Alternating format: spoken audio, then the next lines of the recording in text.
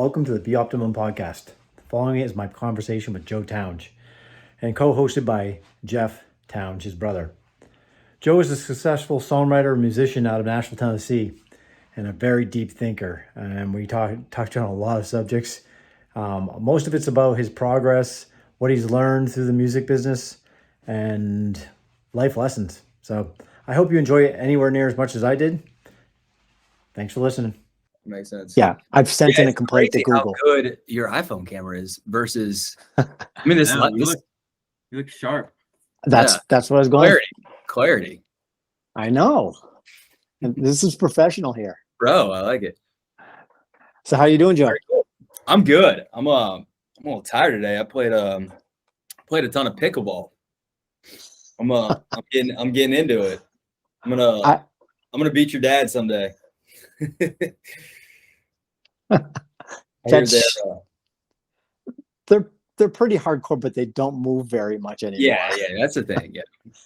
Doubles is tough though. You have to be on it. My mom's a little bit better player, I think, almost. Oh, really? They're pretty even. That's funny. Yeah, I played my dad. We did one-on-one, just cross court, so not full court, like just diagonal. Mm-hmm. And it was a good challenge. Oh yeah. It's a killer workout. I mean, it's not, it's not 31 miles or whatever. Were you guys doing? You're 13 or 31? It's 31 by 13, right? No, 13 by 31. 13 by 31. Okay. Maybe that'll be next month. There you go. By 13. Switch it up. Yeah. So 31 days, 13 miles. Every day. It's a lot harder than we were expecting. Oh, I bet. It's brutal. How does that compare to, like a 100-mile week? I mean, because that is, you guys do that pretty often, right? Yeah. That's, I would say 120 is probably the most either of us has ever done. 110, somewhere in there. But yeah, 100 feels like a good week. But in those 100 weeks, I take days off. Yeah. Like there's just no break. Yeah. That's what's a killer. You don't have a day off. Like you can get caught up on the weekend if you get behind on a midday week, or you just want to run 5 miles or take the day off, and then you can go run 20 or 30 on the weekend. It's right. 13 every single day, and that was what was more challenging than I was expecting. The miles aren't hard. It's just fitting it all in. Where'd y'all get that idea?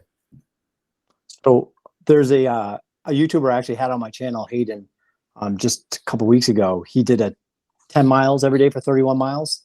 I happened to notice him have that. He had that video, and I watched it. I'm like, oh, and I just started. I'm like, that's 310 miles, whatever it were, and right. So I'm like, 400. I've done a 400-mile once before. I'm like, what would 400? So I pulled out the calculator, did a little math, and then had the idea and emailed it to JT. And luckily, he had his beer muscles on that night and was like, yeah, I'm in. Immediately. Nice. That's a ton of miles. That's a lot. Honestly, it doesn't feel like a lot. Each day, the run's not that bad because I've done quite a bit more miles. Like I said, it's just there's no recovery days. There's no, your body just gets back. It's just a grind. Yeah. Crazy. So I wanted to ask you, Joe. Let's just start into this thing. Yeah. Our little thing that you and I do at the beach. Talking trash, you have to deal with being the second best at everything. Naturally. But seriously, are you that way with, I don't have many, I guess I used to be this way much more in high school, but since then I don't have many other friends that I'm still actually that way. Yeah. Is that so? And you and I never talked about it. We just started talking trash and. Right. No, that started young for me. I was chasing Jeff. I had the same football numbers, same high school. He was class president, football captain, all that stuff. So yeah, no, I learned competition pretty early.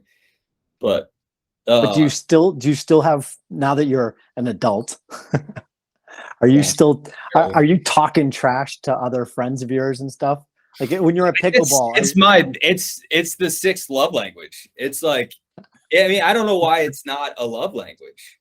it is like, if I always tell people, like, if I'm not making fun of you, I want nothing to do with you. Like, if I can't make fun of you and you make fun of me back, then like, where does our conversation just isn't going to go anywhere? You know what I mean? It's how you build. I don't know. I've always maybe that's a New England thing, because most of my friends are not from like anywhere around Tennessee or Nashville. Southerners can get their feelings hurt, I think, pretty quickly. But most of my friends are like Midwest, Chicago, Denver, and then other parts of New England. So yeah, no, that's my love language. I'm talking trash 24/7. This already went down an unexpected road for me. I don't know about you, JT, but There we go. it's a very interesting thought. I mean, honestly, like there's, like you said, people get offended, have thin skin. Yeah. I love it. Like that's, it's, Yeah. there's zero offense. It just makes it fun. Or just, it's like, I can only do that with somebody I'm really comfortable with. Right. Sure. So, I mean, just the fact that we're willing, we've got this back and forth is like an unspoken rule between us that we know we're comfortable. Like, 100%. This is all good. And I think it radiates. I mean, when people see that and they, like, you get into a bit with someone, like there's a friend of mine named Zach, who's from Chicago, and me and him we're doing bits all the time. It's like, you did this and you did this and you did this. And at first people around us would be like, are you guys serious right now? Like, we played poker one time, and it was this whole thing. And they were like, are you guys gonna like fist fight? Like, and it was hilarious. And then I think, when you're around other people enough that see that, they're like, oh, we want in on that. We want to be part of the bit. And I think I don't know. I just think life's too short to get twisted up about every little thing. You gotta play into it. You gotta give it back to people. And that's the thing too. Like at work, I'll be just a straight up asshole to someone, and by the fourth or fifth time I do it, they give me something back, and it's awesome. And I can see like a breakthrough. That person was like, whoa, I can't believe I just did that. And it's like, it's that kind of like, I just did something uncomfortable, and it felt kind of good to give it back to this dude who's been giving it to me, the last 4 or 5 times we worked together. So I think that's fun. I think it's another way to, push people to live in the uncomfortable. With cancel culture nowadays, though, it's a line that a lot of people. Yeah, I mean, like, what is it? So, JT, what is it about his personality that allows him? I mean, I feel like there's something about Joe that, like, he's not really trying to be offensive to you. Yeah. I don't know. I'm the opposite. Like, I only do it with a close circle. Yeah, but but I learned that you're way more comfortable doing it with anybody. That's true. But I learned that from you, John, and Kraz. I mean, right. While I was there, I was thinking, like, my close circle of friends, like, all we do is roast each other whenever we're together. But outside of that, I don't ever gravitate towards that. I'm actually kind of uncomfortable, like, pushing that. Whereas I think you've kind of been able to do that with your professional setting and with all your normal friends. I think as long as you follow it up with, I mean, there are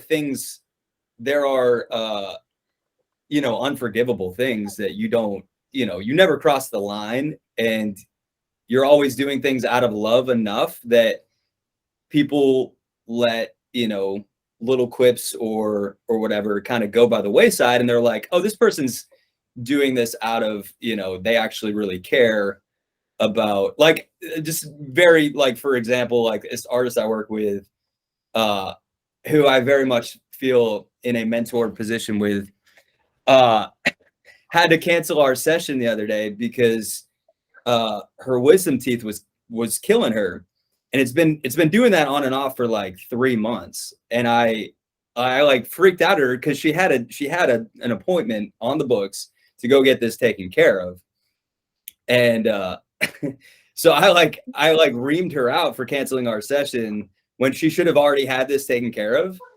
And she knew like right off the bat that was coming from like, oh, that's just Joe. That's how he does that. And I need that person in my life to, to keep me accountable for, taking care of the things I need to take care of. So there's give and take to it. I mean, I have people in my life that do that to me. And I think it's, it's the yin and yang. You're good at, you're good at doing it and not taking it too seriously. Like if people come back at you, you're not going to get offended. So I think people eventually get comfortable with that. Yeah. Jana, our sister's the same way. Like Jana's very much like that. She can keep it light and funny, but still razz on you. I'm the exact opposite. Like I get hurt and sensitive immediately, and then it snowballs into a fight. Unless it's somebody that I'm really comfortable with, like you or Joe. We can go to the beach and talk trash if we need to. So I need to just call you out, JT. Bring your poncho. See, that was a failed attempt, and I wasn't even comfortable doing that. I was trying to talk trash. Joe. I was trying to talk trash at the last race, and I didn't even feel comfortable doing that. So the former two-time champion who's never, and JT goes up to him and says, "Go ahead." I said it's going to be raining tomorrow night. I hope you brought your poncho. Assuming that we were still going to be running 36 hours later. Right. And I quit like 6 hours later. What did he say back? Nothing. Nothing. He didn't even acknowledge me. That's the worst. That's like, oh, the guy he's a stone cold killer out there, but yeah, no, I don't feel comfortable with that stuff. That's hilarious. But it's funny because like I've been razzed on way more in my life than I've razzed on other people. And it's just one of those things that like if you take it up, and then you learn how to give it, then you just kind of level up to this, plateau where like less things affect you, and it's in the music industry, people, I mean, I'm already in such a like, no one really cares about your feelings kind of industry on the business side of it. So it's fun to kind of, juxtapose that and then this, very serious, emotionally driven thing that we do. And it's a fun little duality. I try to like navigate that pretty closely because if it's all empathy and emotions and how are you feeling, then I feel like some of the work doesn't get done. And if it's all the work, then it's not, taking what they're going through into consideration. So I was just listening to Rick Rubin on Joe Rogan, right? Yeah. And the guy's produced a lot, right? And he was talking about how he tries to make it the safest space for artists that he's working with, right? He wants them not worrying about deadlines, about anything. He wants it to be like a place where you can be completely vulnerable. Mm-hmm. But that also got me thinking, some of my favorite albums I've ever listened to probably have come out of some of the worst circumstances too. You know what I mean? Like Nirvana or, coming out of just like poverty and, rainy nights in Seattle. And so you have this one end of the spectrum being completely comfortable. And then there's this other end of being, out of the hurt comes this something else.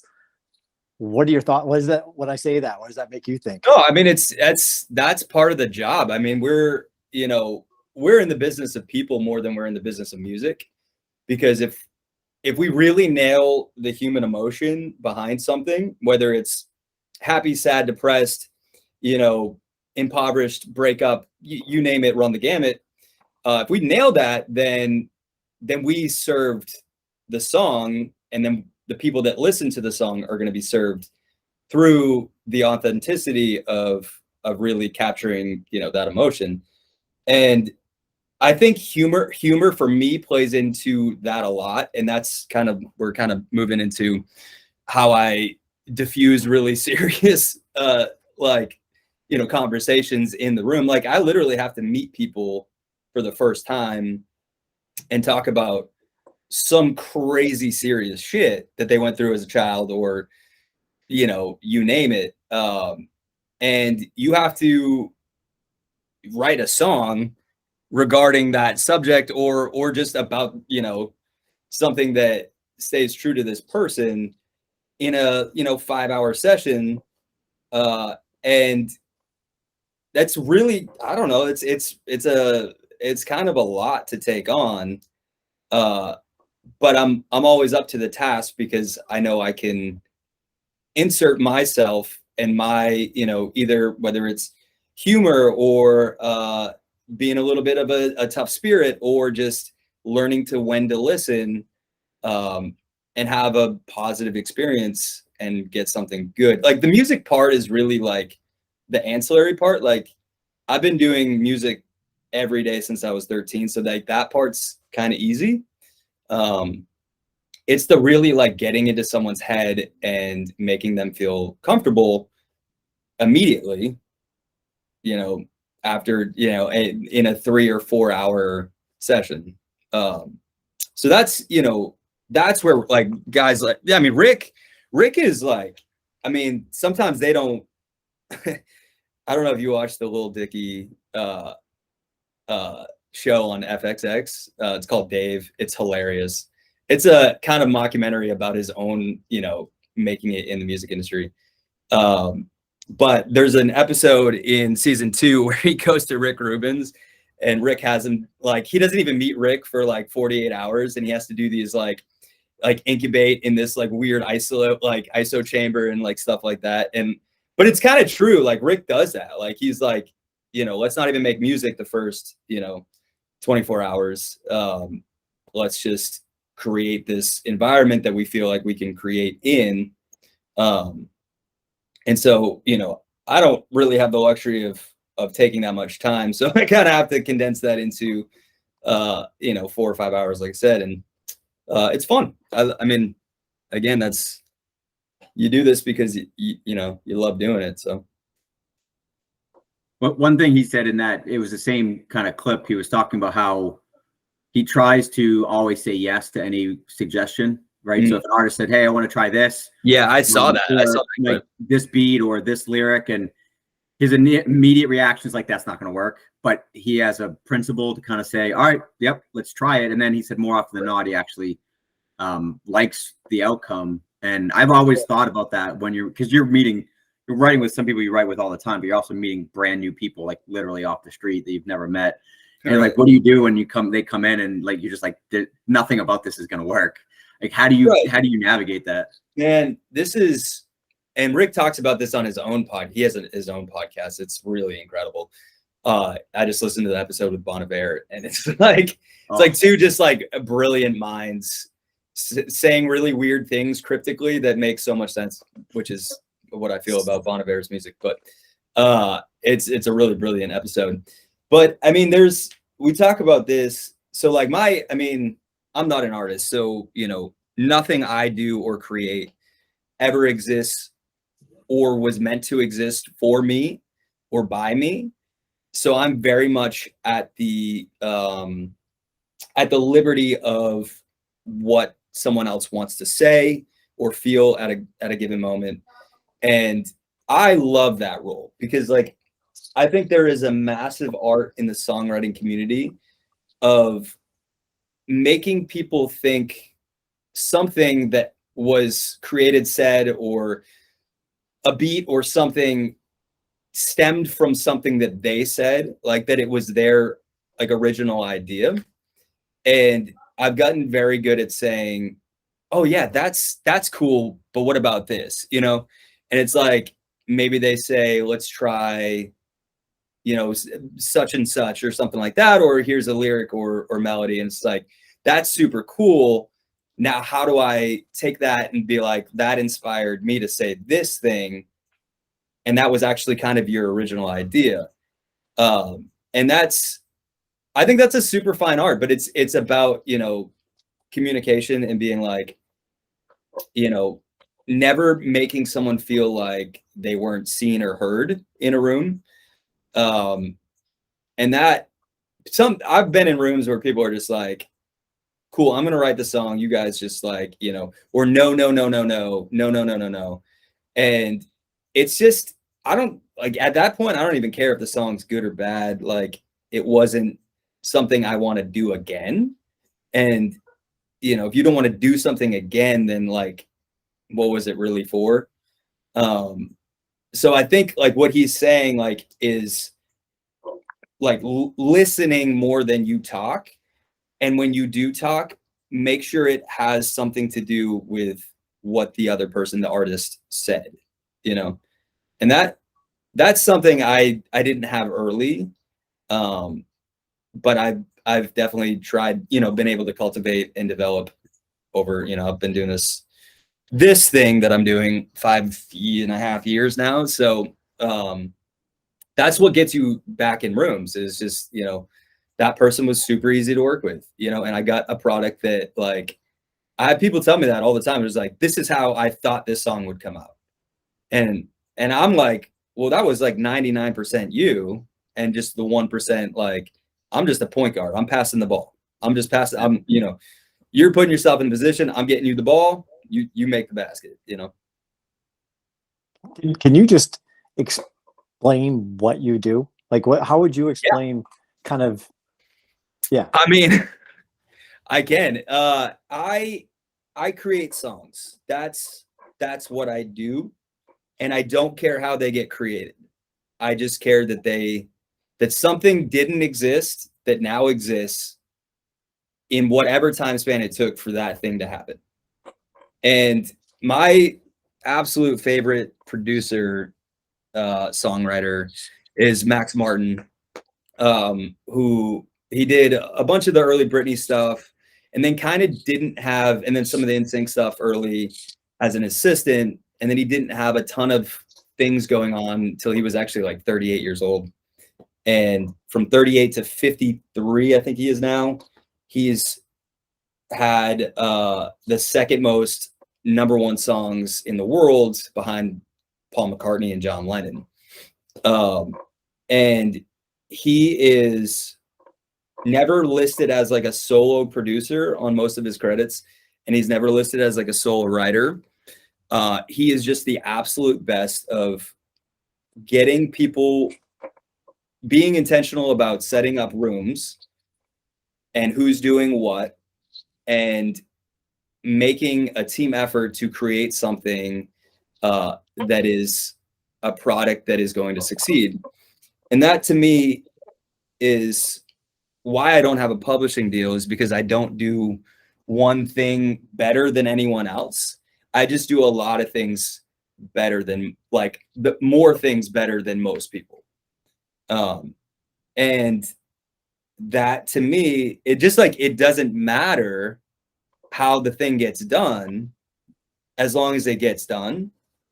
And I've really like thrived in that role of being a team player and being super intentional about like, if we get together, you know, it's usually there's a ton of different scenarios. Like I'm either sitting at my computer making a beat. Normally I'm at someone else's studio, they're making a beat. I'm writing lyrics and melody, and I'm talking to the artist and I'm communicating, you know, what would you like to write today? What vibe are you in? Happy, sad, up tempo, down tempo, mid tempo. And sometimes there's another writer in the room too. And it's just, I'm a chameleon. Whatever, if someone's on a hot streak writing melody and lyric, I'm like, keep going. You know, if I think a beat needs to be different, I'm going to say that to the producer, or if I'm the producer, I'm going to do that myself. And it's just this, everyone kind of plays a role and tries to create something that's really dope. I don't know if that answered your question or not. No, I don't think it did. No, no, it's just interesting. You call yourself, you're not an artist, but it felt like a very artist kind of answer.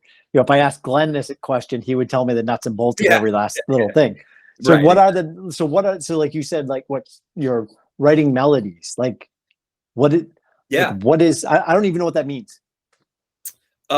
It's okay. So melody is, the note for note way that lyrics fall into place, right? So melody is the actual physical notes. If I had my piano, I probably should have like set up my studio, but if I, the C, E, G, whatever notes that a singer is singing, that's the melody, right?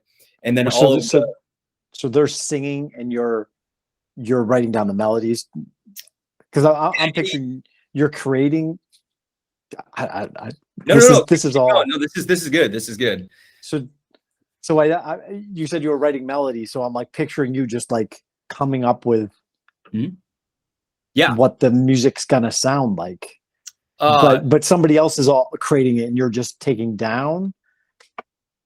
So yeah, this is good. So to write lyric, I mean, you really have to sing what you're hearing in your head, right? So, if you have, you're like, I got this idea for this line right here. I'm going to sing that back to the artist the way that I hear that in my head. And they're going to be like, oh, that's sick. Or yeah, what about this? And change a couple notes to make a new melody. And me not being like a really strong singer, that took a long time to develop, to feel comfortable in a room with some of these like brilliant vocalists, to be like, well, this is my idea. I think this is really strong. I'm going to perform it now in the room to try to make you want to say that for this section of the song or sing it this way.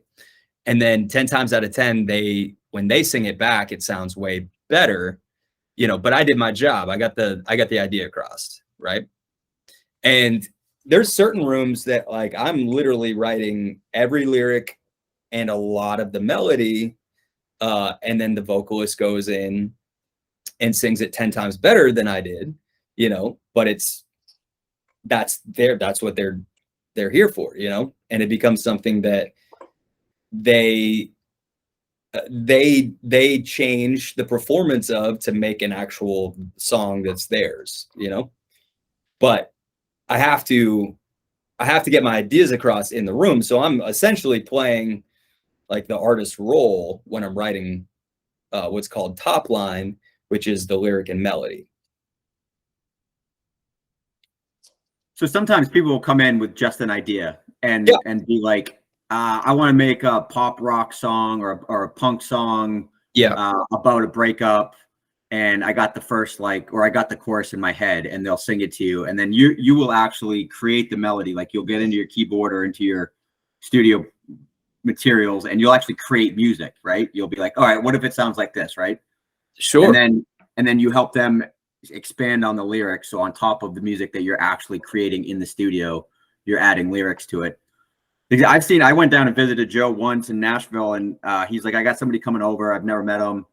And I was like, all right, cool. I'm going to go up to Starbucks. And I went up there to do some work for like 3 hours. I came back. They had an entire song written, drum tracks, music, melody, lyrics in a 3-hour span. And the guy came in and was like, I want to do like a whatever it was, a hype song or something like that. Yeah. So I remember that session. That's actually, so that was an artist that was doing like a sync thing. He wanted to basically make a Gatorade commercial. Yeah. So I don't know how we landed on it, but I think the hook was Light It Up. That's what we started from, Light It Up. And so, in that sense, I started building a track first that he was like, oh, that's sweet. Okay, cool. Let's go off of that. Once you have the music, and track and music are the same thing, I could play chords on the guitar, or I could build, a full track with drums and everything. That's the same base to write melody and lyric over, you know what I mean? But you have, we had the music, we started with the music, and then I probably started singing some melodies with the phrase "light it up," or it was something like that. And then he was like inserting his, okay, cool, that's cool. Now what if we do this? And it's this weird, it's very nuanced, man. It's just like, if you have an idea, you say it, And then that usually inspires someone else to say something.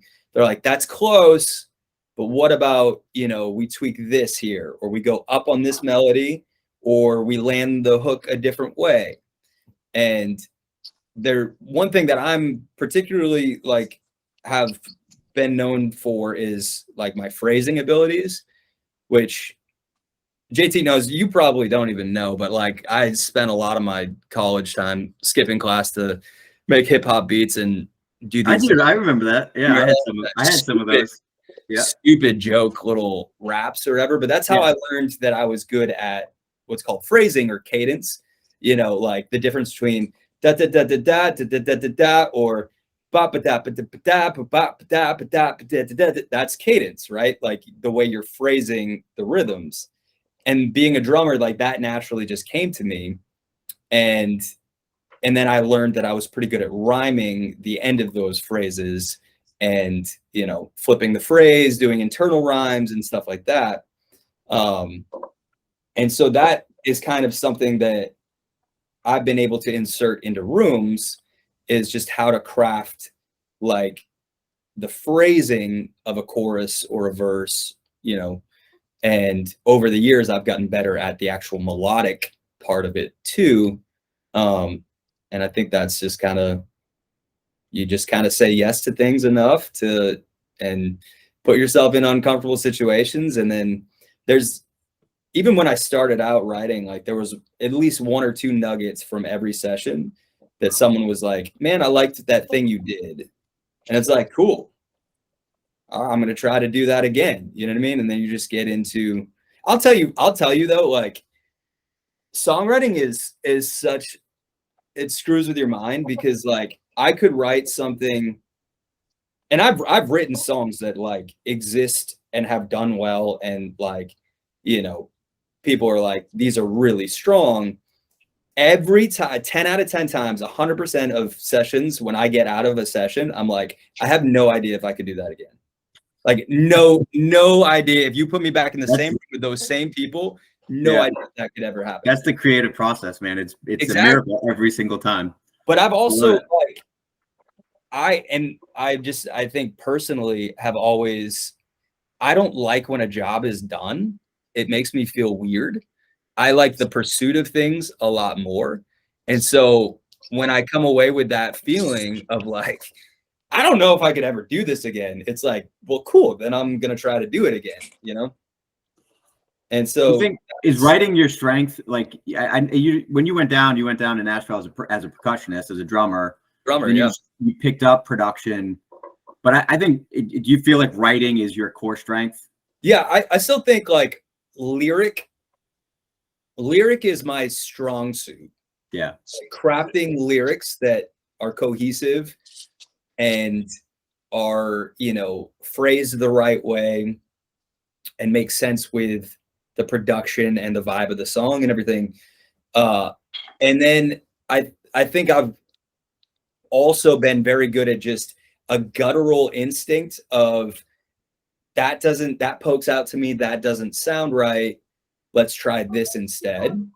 And it might not even be me that has the solution for it, but I have the instinct to be like, I think we should change that. And that's something that people that I look up to, like Max Martin, I'm super inspired by, because like hit songs are not easy to write, and hit songwriters aren't even necessarily the best at writing the hit song. They're the best at saying this isn't a hit yet. And Rick Rubin's one of those people too. And then you know, if it's not right or it's not a hit yet, then just finding the right people to get it to the finish line is, and it's crazy. Like some of the simplest songs that you guys have ever listened to on the radio, or like, you know, pop music type things, like 13 people spent 2 months writing that. You know what I mean? And you're like, what? There's nothing crazy about this. You know what I mean? Because it's hard, you know, but I used to think all artists wrote their own music. That's what I thought for a long time until Joe moved into Nashville. I was like, oh, that's a profession. Like people actually do that.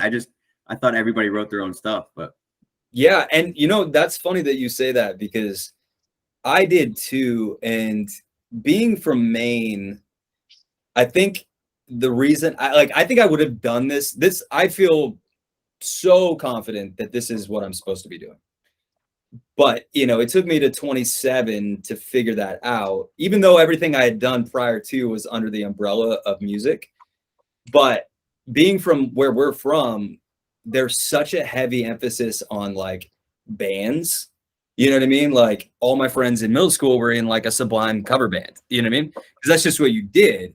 And if you wanted to write songs, you wrote songs with a band, like what me and Josh and Keenan were doing.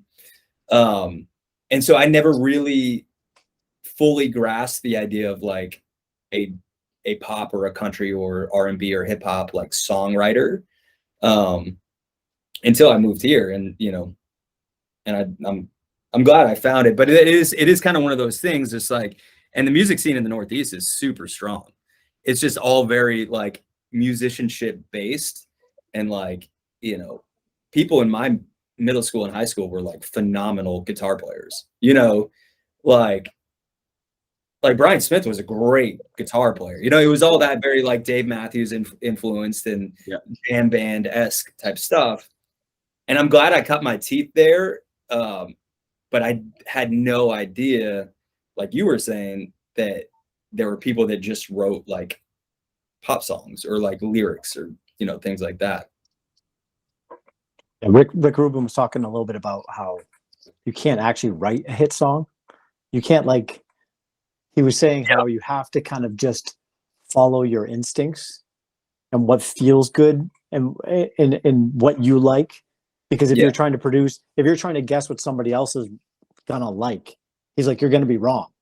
100%. You can't predict that. So you got to go by what you feel. And obviously he has a great feel. But what JT asked you when he asked you about, where your strengths are, but it was interesting when we started this conversation, you kind of mentioned how you're kind of you're very good at a lot of different things. I'm kind of getting a picture like you're like the 5-tool baseball player. You might not be the best home run hitter. You might not be the best single hitter, best fielder, but you're solid at everything. Actually kind of sounds like the strength and being in the room like you are and getting, things to gel together. Yeah. That's the most important quality. I mean, like I'm constantly in rooms that on paper, like I don't belong in. Like either the producer is just ridiculous, like it's the best sounding track I've ever heard in my life, or I'm working with the best vocalist I've ever heard, who's like stacking harmonies on top of it, like in one pass and stuff like that. And it's like the reason I feel like that I've been able to get into those rooms is that I speak up and I'm like, what are we, just trying to point towards the intentionality of the art that we're creating. Because sometimes like you can really get lost in the art and the feeling, the emotion. And sometimes that can, take you down a path that wasn't, then maybe you have to rein it back in, or just being like, okay, are we writing this for radio? Are we writing this for Spotify playlisting? Are we writing it for, a sync commercial or a Target ad? Like just being really intentional about the art you're creating. Or like I'm in rooms with younger people all the time that like haven't quite found their brand or their thing yet. So just like trying to be on the forefront of like the sonic identity of what that person wants. And that's super fun. Because there's a little more play with that, but like still you have to be very, okay, would you say that, as a person just in conversation, would you say this lyric? And they're like, no. Okay, cool. It might have been a great lyric, but let's completely scrap that and go a different way, because I'm not trying to, write a song that no one ever hears. You know what I mean? I'm trying to write a song that you feel really good about, that you want to put out and start the ball rolling on this whole thing, It's funny. I see so many parallels, kind of what you're saying with what some of the pursuits JT and I have been on. With Absolutely. like being comfortable, getting into a spot, being comfortable, but then being uncomfortable. The hangover that happens after, for us, it's a race. That could I ever do that again? Even in the right after it ends, it's like, what was I even doing? What was I thinking? Do I belong here? Do I, questioning yourself and then building your confidence and and then also you're dealing with artists, which back to the 5-tool thing, they tend to not be the most disciplined people, I would assume. I mean, in my experience, and it's, there's finding a way to like, I need to write, I need to produce, I need to do every day I need to be putting in work to get to my goals, where it takes somebody that's willing, like you said about that, the girl getting on her a little bit about canceling a session, but you have to find that balance of being comfortable. Let me tell you that you need to be disciplined, but then also making them comfortable. It's such a tightrope you're walking, right? Oh, absolutely. But I mean, the number one thing is that I try to never feel pressure about making anything happen. Like there's like this duality between like being intentional and then not putting pressure on the situation, because as soon as you put pressure on the situation, that's when the art gets messed up. The thing just doesn't feel right. It doesn't happen again. And some of my best sessions have been like, we wrote a chorus in 20 minutes and it was sick, and we were like, something just happened there, and let's just put it away for a second. Let's go get margaritas, and then let's see if we want to write the verses. If not, like, let's just come back to it. You know what I mean? And you just have to sense that. You have to judge it, and that's patience, right? I mean, and that's something you've always had is the patience to not put pressure on yourself. Like, I've got to produce this. I got to be at this stage at this point in my life. Being able to kind of just be patient with the process because you love doing it, and you can hang in there with it. Yeah, I'm the most non-patient person who's really patient. Who's really patient, right? Yeah, you have long-term vision, right? Macro patience. Somehow I have that. Micro patience, not at all. Right, fair enough. But it's funny, like, you just let macro patience kind of take over, I guess, somehow. I don't really know how that works yet. I just, like, I've had sessions where I get really frustrated because we're not getting something that I think is good, which again is, it's a very subjective thing, you know what I mean? But the macro patience is like sets in, and it's just like, look, dude, if you keep being frustrated in this session, this person that you do want to work with is never going to ask you back. So the long game here is not necessarily to write the greatest song in your first session. It's to establish a cool thing, and then do it again and come back to it. And that's where the macro patience sets in. And I think that always kind of wins, and that kind of dictates the, like, and it's the same for like running an ultra marathon. Like it's a long game. You know what I mean? Like you can get frustrated. Patient with the process. And I think Ben and I feel that every day. Like we can get really frustrated every day. Like, why am I not at this point? Or I should be, my split should be better here. But when you can step back and have patience over the long run, like this is a 10-year journey, so I don't have to, kill myself today. Exactly. And it's just like, allows you. Severing a relationship would be synonymous to you injuring yourself. You know what I mean? It's just like, I could go to mile 70. I'm on mile 72. I could go to mile 78 and sprain my ankle because it's already hurting right now, and then take me out of the game for, you know what I mean? Like, I could do this thing right now and like get it to the finish line and have a miserable experience. And then push through. Ben's still working on macro patience. Ben's still working on that. Push through. but it's a long game. You know what I mean? Like, Right. Well, that's where the analogy falls apart, in my opinion. you know, But but there's like, and this is super Buddhist, but like that 7 miles that you didn't get, like you're going to think about that later that day and be really mad. But there's joy in that suffering, in that like you didn't, you exerted macro patience to come back, you know, when you could actually get the 78 miles. So Lose the battle, win the war. exactly. And that's, beat your head against the wall is my theory. Run through it. I mean, you know, I've had success running through it. sure. No, Yeah, you did I'm just being a wise ass because I don't really think. No, I mean,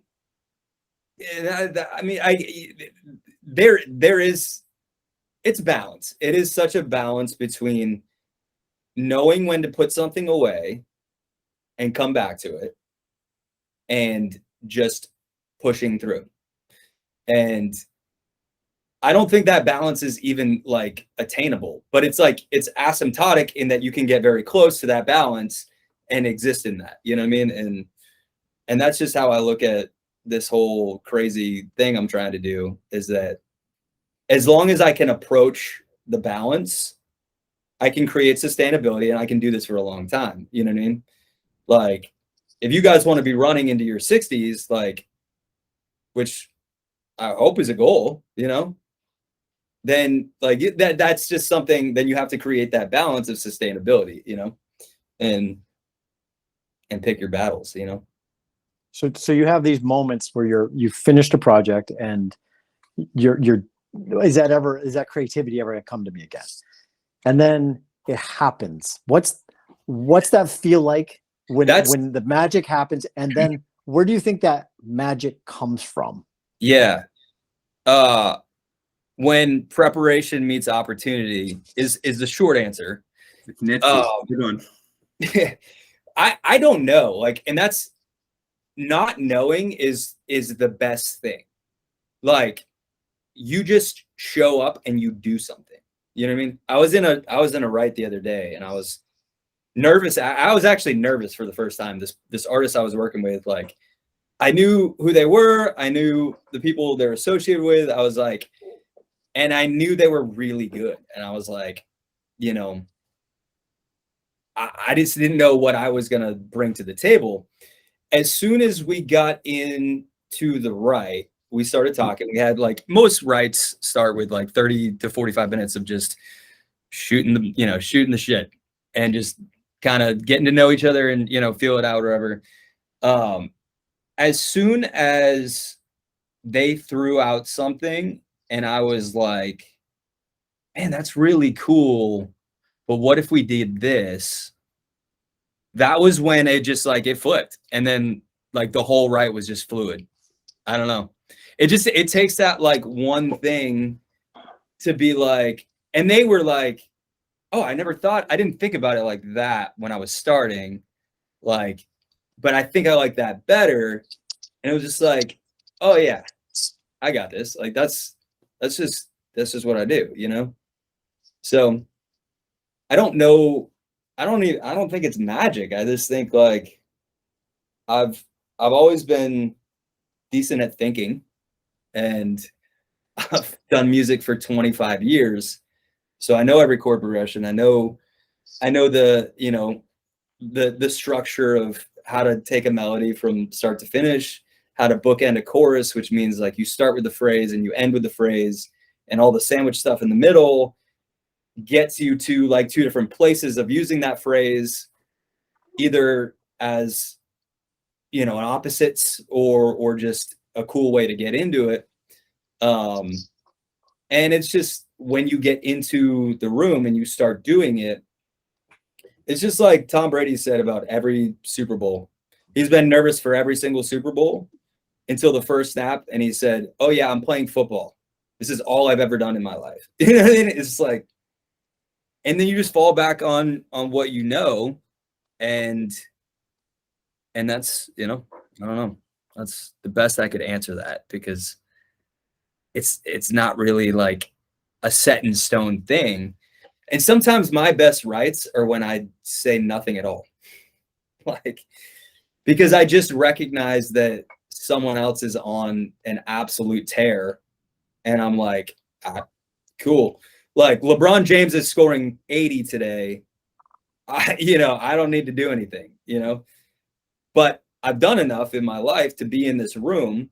So I deserve credit for passing the ball or, playing defense, whatever it is,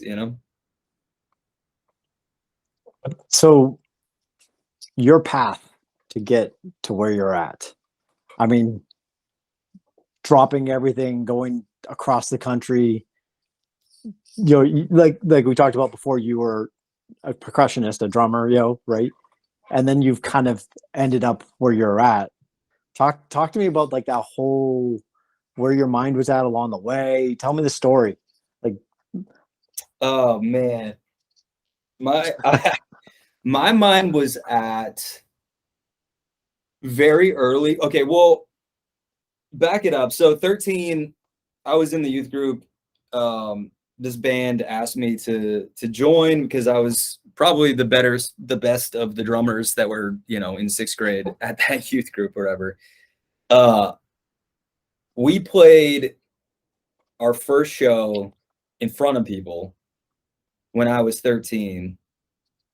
And I just like something flipped in my brain, some chemical response lined up into my brain that said, I'm probably going to try to do this for the rest of my life. You know what I mean? I've never been a very safe person. I've never been a very I'm not even like a crazy risk taker. I've just never, like I said, I don't like the finish line. I like the journey. I like the goal setting. And I think I knew at a very young age that this thing was incredibly hard to make a living doing. And I was like, well, that's cool. I'm gonna try to do that then. And when I was 15, we played a show in Bangor, actually, the Bangor Auditorium, for like 2,000 people. Mom ran our merch, and I think I signed like 700, 800 autographs that day. And I was just like, damn, I don't know. Like why would I try anything else? Like, this is cool. I like how this feels. And I think I've really just been searching a feeling ever since. Cause like through all the ups and downs and the trials and the tribulations and all that stuff, the one thing that I know is that I feel really good when I make music. And I've just kind of always been in the business of like not liking to do things that I don't like to do. And I'm like, and I didn't say this early on, but it developed over the years. Like if I have to spend 25 years trying this thing and living paycheck to paycheck and waiting tables and doing all this other ancillary stuff, but then I'm, back half of my 30s, early 40s, and I can do this forever. Like, hopefully I'll live into my 80s, and, that's a whole second half of my life that I get to, have fun. I was like, and this is fun. Like this is something I want to do all day, every day. And that's what I do. Like, I just, I've just organized it to line up to be able to do that. What about pulling the trigger on Nashville? Like how did you end up picking Nashville, and how? That's a more practical story. It was New York. Actually, you probably don't even know this, but I was pretty passionate about going to New York and being a Broadway drummer. Because so in college, like I made a good amount of money at a community theater, playing like pit orchestra, playing like all the drum stuff for their like theater program. And so I emailed this guy named Tommy Igo, who wrote the whole drum score for The Lion King, and he never got back to me. And I was like, okay, this is post college. I've graduated a semester early. I have the degree in classical percussion, which we can talk about how much of a waste of money that was, but beside the point. And he never gets back to me. So I'm like, maybe LA or Nashville. I email a dude in LA, and he doesn't get back to me either. But the guy from Nashville, his name is Zorro. He was Lenny Kravitz drummer, like all through the 90s. And I kind of had followed his career pretty closely. He gets back to me in like 30 minutes and is like, yeah, we'll start as soon as you move to town. And so that happened. And at the same time, I had just done this semester-long program on Martha's Vineyard called the Contemporary Music Center. And it's a cool little like 35 student run semester. You either go for the artist track, the tech track, or the executive track. Executive track studies management. They pair you with the artist. You like do mock contracts, and they set up your live shows. The tech track do all the studio work and all that stuff. And I just got off of this making networking rounds with a bunch of different artists. A couple that are actually like killing it right now. Do you remember Abe Parker? I remember Abe. Yeah, he's crushing it. Yeah, he's awesome. He just wrote Tedashi's new single. Ooh, yeah. Nice. Anyways, so I just got off this semester, and one of the artists, her name was Erin Aubrey, and this guy named Grant were like, hey, we're thinking about moving to Nashville. This is right around the same time I've graduated. I emailed this guy. We actually have a spot, but we need another roommate. Do you want in? This was like, I graduated end of December. This was like January 13th. I was in Nashville on January 21st. Like, and then I was at this dude's house taking a drum lesson like 2 days later. And it was the most flippant decision that I've ever made in my entire life. And mom and dad were just like, yeah, I mean, as long as you're not living with us, like, you know, like as long as you can get a job and like pay for yourself, because we're not paying for you. I was like, that's cool. That's all I need. All right, let's do it. So I lived in this house up by Opry, Grand Ole Opry, with Before you get, so like, yeah. I mean, picture what your life could have, the different paths, right? You Yeah. could have ended up in New York. That guy emails you back. He could have been on vacation that week or something. I know. But look at where you've ended up. What are those other paths? Do you think you'd be where you are now if you'd gone down those other paths? And then like, do you feel lucky that where you ended up? I do. I feel very lucky. I don't like, you know, the journey is the journey. Like I've always been very, I always think that things line up kind of how they're going to line up if you put the work in anyways. So maybe I'd be writing songs in New York. I also like have never put a timetable on anything. I probably wouldn't have made it living in New York. So like I probably would have delayed this whole thing another 2 or 3 years maybe, which is not the end of the world. So yeah, I'm super like I think I probably would have ended up in Nashville at some point anyways, or who knows, maybe something would have happened and I'd be a Broadway drummer. And that would be a super dope life. Like it would be really cool. And then I probably would have found a way to write. Like I probably would have fell into songwriting the same way I'm doing now. But that is all, you know, could have been, and the same thing with LA, like, you know, I might have fallen into the pop scene there. That sounds a little more plausible, but again, I don't know. I think I still would have figured out that the thing I like the most is creating. And what I do now allows me to create. So yeah. I think of that being possibly a very stressful situation. I got 3 possibilities of where I can go. What am I going to do? What am I going to pull the trigger on? And I think looking back on it, the life lesson in it is follow the path, right? I mean, it would be wasted stress. Trust in yourself. You follow what path leads you to where you're going. You know what I mean? Like, if you'd gone to New York, it would have been a different path, but it probably would have led somewhere else. You know, right. I think this again is like a micro versus macro conversation, because like I get super stressed out about like really minute little things. The biggest decisions in my life have been the easiest decisions, and I don't know why that is, but like I applied to one college, and I only applied to that college because the person I was making music with at the time went to that college. And Jana went there, but that didn't really, Jana going there or not going there didn't really play into my decision. It was just like my band broke up. I'm now starting a side project with this guitar player.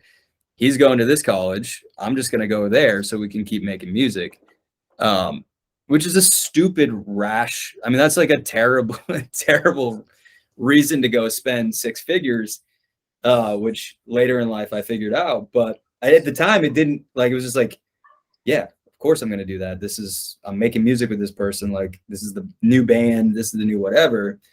And so Nashville was like, yeah, I'm going to go study with this guy. I'm going to live with this band. We're going to tour. We're going to play shows. And money aside and all of those other things, that was super not part of the equation. It was just, yeah, whatever I got to do to make, keep making this music stuff. And the only thing I knew was that I wasn't going to stay in Portland. That was really the only thing that I knew. And yeah, so is that because of opportunity? Yeah. Or just 100%. That, and again, like just for music, like New York, LA, Nashville were the 3 main sectors of my industry. So it was just like, okay, cool. That's how I'm gonna get hired to, at first, my play arenas and do stadium tours and stuff like that. And so I just went to one of those places, but it was really like, I mean, I literally just like, I remember getting that email back and then getting on the phone with the 2 people and like, yeah, do you need me to sign the lease? Like, I had made up my mind, and then I was having dinner with mom and dad. I was just like, so I'm moving to Nashville. They're like, okay. And they were really good. I mean, like, mom and dad were really cool. They were like, just, give it 5 years. You're 21 years old. Give it 5 years. And I said, cool. Knowing that I wasn't gonna give it 5 years. Now we're 11 and a half years. What are you thinking at this time, JT, when you first hear about him going to Nashville? I'm 8 years older than Joe. I was gone. When did you graduate college, Joe? 2010.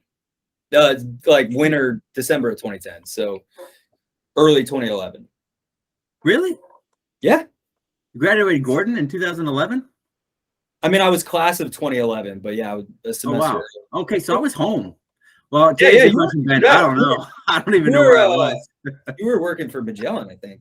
I guess so. Holy smokes. Yeah. Boy, I have a terrible memory. But I did, when he was going through his early music career, playing in the bands, going off to college, and those early years, I was in the military. I was off at Fort Hood. So a lot of this, I actually don't even remember. So I'm kind of hearing some of this stuff. I forgot about Zorro, your drum instructor, and CMC and all that kind of stuff. So I was on a different wavelength, I think, at the time that he was making some pretty big decisions in his 20s. But I've also the thing I say to my kids a lot, like I always use Uncle Joe as a really good reference point. But you had, like you said, you had the privilege of at 13 figuring out what you were passionate about. Yeah. And you've intentionally found a way to navigate a life with a lot of different decisions with a common theme of pursuing that one passion.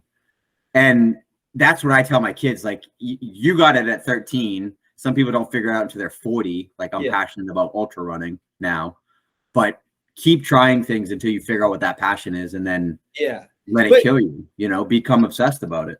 And the thing is, like, I did, like, again, like, this has all been under the umbrella of music, but music's a really vast thing. You can do literally 90 different things within music, right? And so, like, my tasting my tasting portion of my life was still very much an experiment, you know, and extremely different than what I'm doing now. And I was 27 before I was like, okay, I need to make a decision for my life. Like, do I want to be out on the road 250 days a year when I'm 50 years old, you know, making a capped salary, because salary gigs aren't really like a big thing anymore like they were in the 90s, and like all this stuff. And like, when I know I've always like created, and we can talk about more like that transition period, but it lined up with, like, it was still, I mean, that was the hardest point so far, because I had to essentially start over. Like, everyone that I had networked with was in the player, like, touring world. And then I was like, but I think I'm a songwriter. And so networking was completely different. And it was very much like a, you know, start over kind of thing. But again, like, I didn't care. Like, it's just, you know, I did, but it played itself out in that I wasn't going to stop. You know what I mean? I wasn't going to continue to see what could be on the other side. And I think, again, like, this is just like the living in the macro for me has always been like, if there is something that does exist that I like, the stuff in between is very ancillary to me. Like, whatever I have to go through or not go through is kind of not the thing I'm going to focus on. It's just the thing that I do want on the other side. As long as that exists. If it doesn't exist, then I'll probably go a different way entirely. But if it does exist, I'm probably going to exhaust all like possibilities of getting there, you know?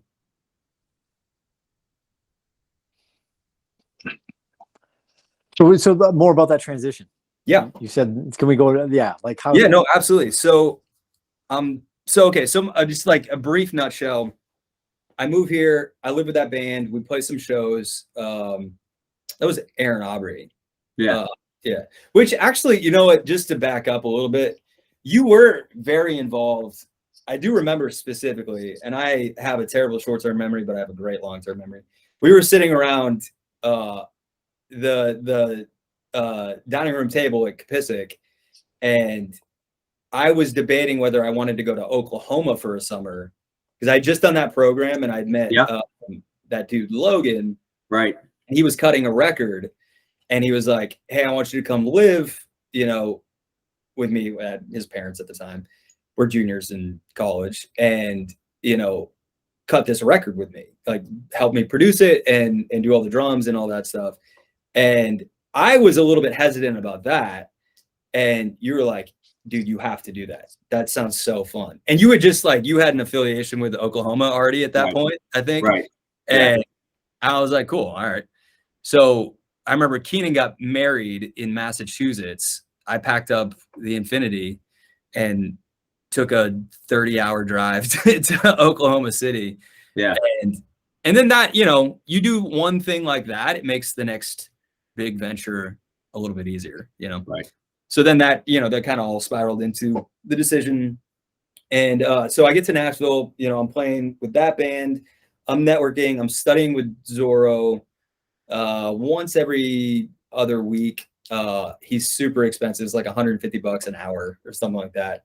But he always was really like, he was super cool, because he was like, how are you paying for this? And I was like, I told him, you know, I'd like taken the job at Roost Chris and whatever and all that stuff. And he's like, you've got something, dude. Like, whatever this is, like, he was super blunt too. He's like, you're not the best drummer that I know, but like, you know, we're going to get you as close as we can. But like, you have this thing, this thing that I had, blah, blah, blah. So he kind of instilled that into me that, you know, there was some people just have to work harder than other people. And that's kind of not a bad place to be. Like I kind of excel in that place. So I did, I spent probably 10 to 15,000 hours practicing the drums between, you know, end of college and when I'm at, you know, 25. I find this group that owns this studio, full tracking studio. It's called Whitebridge Studios. And they hire me to be like the drummer. And we were doing a very like Motown stacks kind of thing. It was a lot of cooks in the kitchen, but there was a bass player, 2 guitar players, keyboard player. We were just like filtering in these sessions, and it was all very like, they would write out the chart. You'd listen to the demo, and 3 passes, boom, you're in. Like, it's done, and we're gonna cut it. And so that was around 2015, and that's important. That's an important year in Nashville. And so we were doing this stuff like in and out. It was really cool. I was like, maybe I don't want to tour, but I could be a session player. Like, I just do sessions, right? Like, people come in the studio, I play their drum parts, and that gives me it satiates my like wanting to create. Because the one thing I didn't love in the 5 years that I toured was showing up to a rehearsal to play something that someone else had already played on a record and just copying their part and then trying to like perfectly execute it in a live setting. And I got fired. Actually, this is funny because like I got fired from a lot of gigs for like taking too many liberties and like doing my own thing because I thought that was cooler than what I heard on the record. So I learned that probably wasn't going to fulfill me long term. So 2015, we call that in Nashville the year of the track guy. And what I mean by that is, so all these publishing companies that were sending, you know, their songwriters that wrote these songs on acoustic guitar or whatever, that made these little work tapes, they were sending them to studios and paying a budget for them to record their demos. Those demos then go to the record label to pitch to major label artists. And that's kind of how that process works. Because, you know, Luke Bryan doesn't write his own songs. He takes outside songs, you know, so we were the guys like tracking the demo for that to pitch to those guys. In 2015, publishers, and so a publisher is someone who signs songwriters. Like a record label signs artists, a publisher signs writers, and they write songs for that publisher. In 2015, they realized they could save a shit ton of money if they stopped hiring bands, guys like me, and they just got a guy to sit in the room while the song was being written on his MacBook Pro and make a beat. And by the end of the session, there was a song created and a full demo. They tracked the vocals, they had a full production. Ironically, I had been introduced and like kind of running around with this group of now like hit country songwriters. Like, these guys have like crazy #1s, and I became really good friends with them and used to go to all their parties and stuff. But I was always there to be like, you know, meeting people to see if they needed a drummer, you know, and that was kind of my networking thing. These guys kind of get into a lot of those deals as track guys and other things. And they start making all this stuff. We pretty much lost a lot of business. And I remember like sitting down, like with my hands, like it was after like a session or something had canceled or something. I went home. I was like, I think I was 26 or 27. I was like, what the F am I going to do? Like, do the drums even matter to, you know, when people are going in and using MIDI controlled like drums, you know what I mean? And to program these beats and whatnot. And I remember like it's so funny how all this lines up, because like this is right around this time that I'm like binge watching Gary V stuff, and like I'm super motivated. And then like I just like start feeling really bad for myself, that I'm like, wow, I just put all this this effort in my entire life to do something that may not even exist in like 10 to 15 years. And I was, watching all this content that he was putting out that was just like, hey, you who's feeling bad for yourself, stop doing that, because maybe there's just a little pivot you can do to find something that like, is the thing that you're supposed to be doing. And so I remember like telling the guys that I own the studio with, I was just like, you know what, I'm just gonna start like making stuff. And I'm out, like, I'm just going to do this. We kind of all like parted ways at the same time. I'm like, I'm just going to start doing stuff. I'm sick of riding people's coattails, whatever, So I bought Logic, which I had used in college. And I felt extremely, and we've talked about this, extremely uncomfortable, like pulling up, trying to make things when I just felt very behind the 8 ball, because my friends again are like now writing Florida Georgia Line songs and like making these super dope productions, and I'm like, I know I used to do this, but on a very amateur level. Like I don't think, but you know what? I'm gonna stop feeling bad for myself. I'm just gonna do it. And so I did 4 songs. Some of them I got the guys in the band, the studio group, to like play on and make these like track beds. And then I was like, I don't even know what I'm doing here, but I'm going to go to a bar. I'm going to get a glass of whiskey and I'm just going to write some lyrics. And so I did. And what you call top lining, like making the melody and the lyric over these songs. And I did 4 of them and I put them out on SoundCloud. I didn't sing them. So I got someone like, either someone I knew from playing on their album or playing with live, to come into the studio to sing what I had written. And I just kind of like sent it around, and I was like, I don't know what to do with this.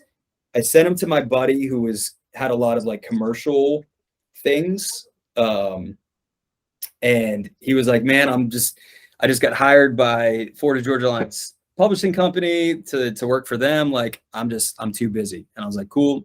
He's like, these are okay, but like, keep going. Like, there's kind of some cool stuff in it. And this is the first like batch of things that I've ever like been like, I want to actually put these out in the atmosphere and have someone, critique them. But I get the attention of another producer who is Nate. Are you a little freaked out, like putting it out there? I mean, because but there's beauty in the, like, when you're so green at something, like the failure part. I think I've always like, if you're the best, if you're Michael Jordan, you know what I mean? Like, or Tiger Woods or Brady, you're always going to get scrutinized for things. I've always found beauty in the, like, I don't know what I'm doing. Like, I mean, you can attest, like, how did you finish the screenplay? Rough draft. Nice. Nice. It's a secret. Yeah, that's right. Okay. Well, now all my followers are gonna know about this. All 5 of them. Oh shoot. Okay. Won't go there. No, but there's always, for me, always been beauty in the, just like, the worst I can do is someone tell me what I already knew, that this sucked, because I knew I wasn't good. Like, it was a win-win situation for me. So I send this stuff out. It catches the ear of this producer. He's like, why don't you come in? Like, let's write some songs. And I was working with a vocalist at the time at that studio. I brought her in. She's an incredible singer. That's Madison. Yeah. And we did 2 songs and sent them out to this. He had a relationship with this company out in LA called Bun and Murray. And they do the production on like the Kardashians and a bunch of E-Network stuff. And they were like, we love this. Like, this is great. Can you get us more? And so this is the end of 2016. I've quit the studio group. I've kind of quit drumming, but not really. And I don't really know what that looks like. But all I know is I'm making music with this girl and this guy that is landing on like popular television and like in actual stuff. We got like a placement on the Kardashians. So I could go Google like the Kardashians season, whatever, episode, whatever, and hear this song that I had helped create. And that it was an alt feeling of like what I felt when I was 13, but it was still the same feeling. It was just like a different part of the feeling. And I was like, I can go to bed in my own bed. I can wake up. I can go to the gym. I don't have to learn other people's crappy music. And I can just kind of create. It's like a blank palette. I was like, this is sick. So I kept working with them. We did 13 songs that all got placed. And that led me to like, Nate was working at a very small publishing company. So I went with him over there to meet the director. And he was like, well, we need some guys that can do demos for us. And Nate's a really talented, like I said, track guy. So we end up renting their basement and just like doing some of their demo work for them. And writers were just in and out all day, every day. And then 2017, I just said, screw it. Like, I'm going to fill up my calendar with all these very like indie writes and just see what happens. And I think I wrote like 250 songs that year, having really no idea what like the status quo was or anything like that. And then people would come back and I'd find, artists that I liked working with. And then a couple of them would like put the song out on Spotify and I could see my names on the, on the credits. And then I did it again in 2018 and it was just, after that, you just kind of climb the ladder a little bit of being like, oh, this person's working with this person that heard the song we did. Like, so let me get in a room with that person. And then, you just kind of keep going from there. So it sounds like smooth sailing, right? When I hear the story, but I'm guessing there's some learning from failure and struggles along the way, right? Am I wrong? It just all kind of fell into place. Everything is smooth sailing if you just say yes. Because don't yes is where you yes is where you are looking at it. Looking at it. Well, it is because the only thing because a failure is it's not really a setback if you let it linger there, right? It's just an opportunity. So if you're going through this process and everything is a failure, that you then just say, nope, this is another opportunity to transition from drumming to track stuff, from track stuff to writing stuff, then it is smooth sailing. That's a hard lesson for people to learn. I'm terrible at it. Exactly. But that's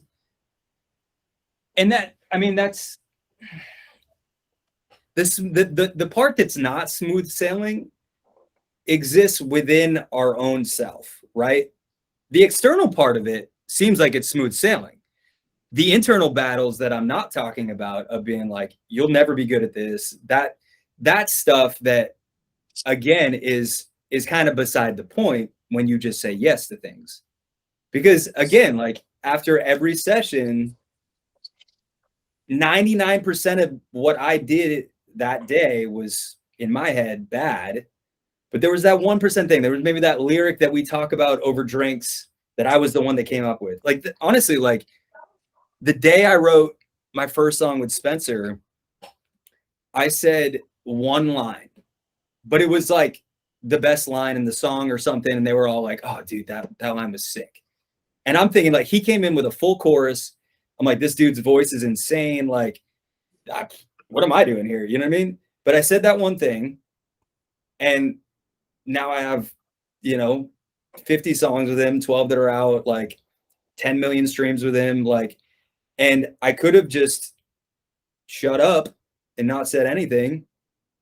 And I was definitely scared to fail, but that again, that just like that exists within myself. And I've always been good at just, having self-awareness enough to be like, 9 times out of 10, what I'm thinking internally is not what anyone else is thinking about me.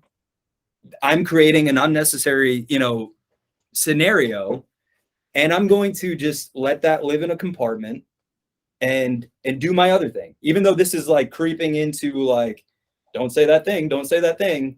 I'm just gonna, take my chance. I'm gonna say that thing, and I'm gonna see what happens with it.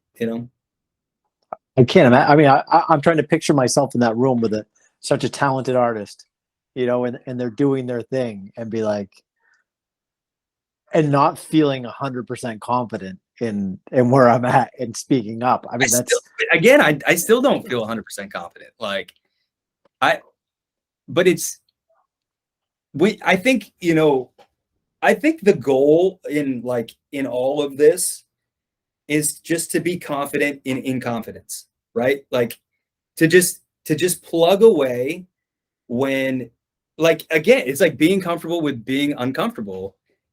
If you can be comfortable with being uncomfortable, you win. Like there's nothing you can't do, right? Right.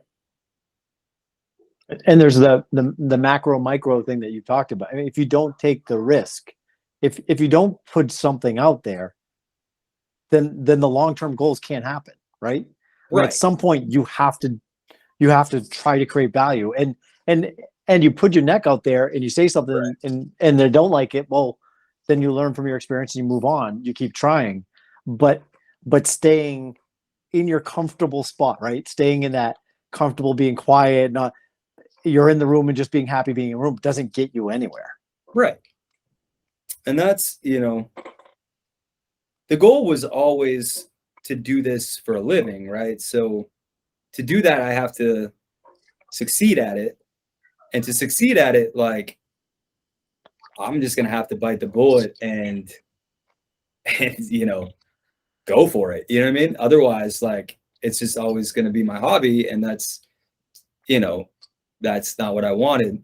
The other thing that we haven't touched on is I am completely delusional. Like, and that's the best strength that you can have, I think, when you can simultaneously say, I'm terrible at this and I'm incredible at this. That's delusional, right?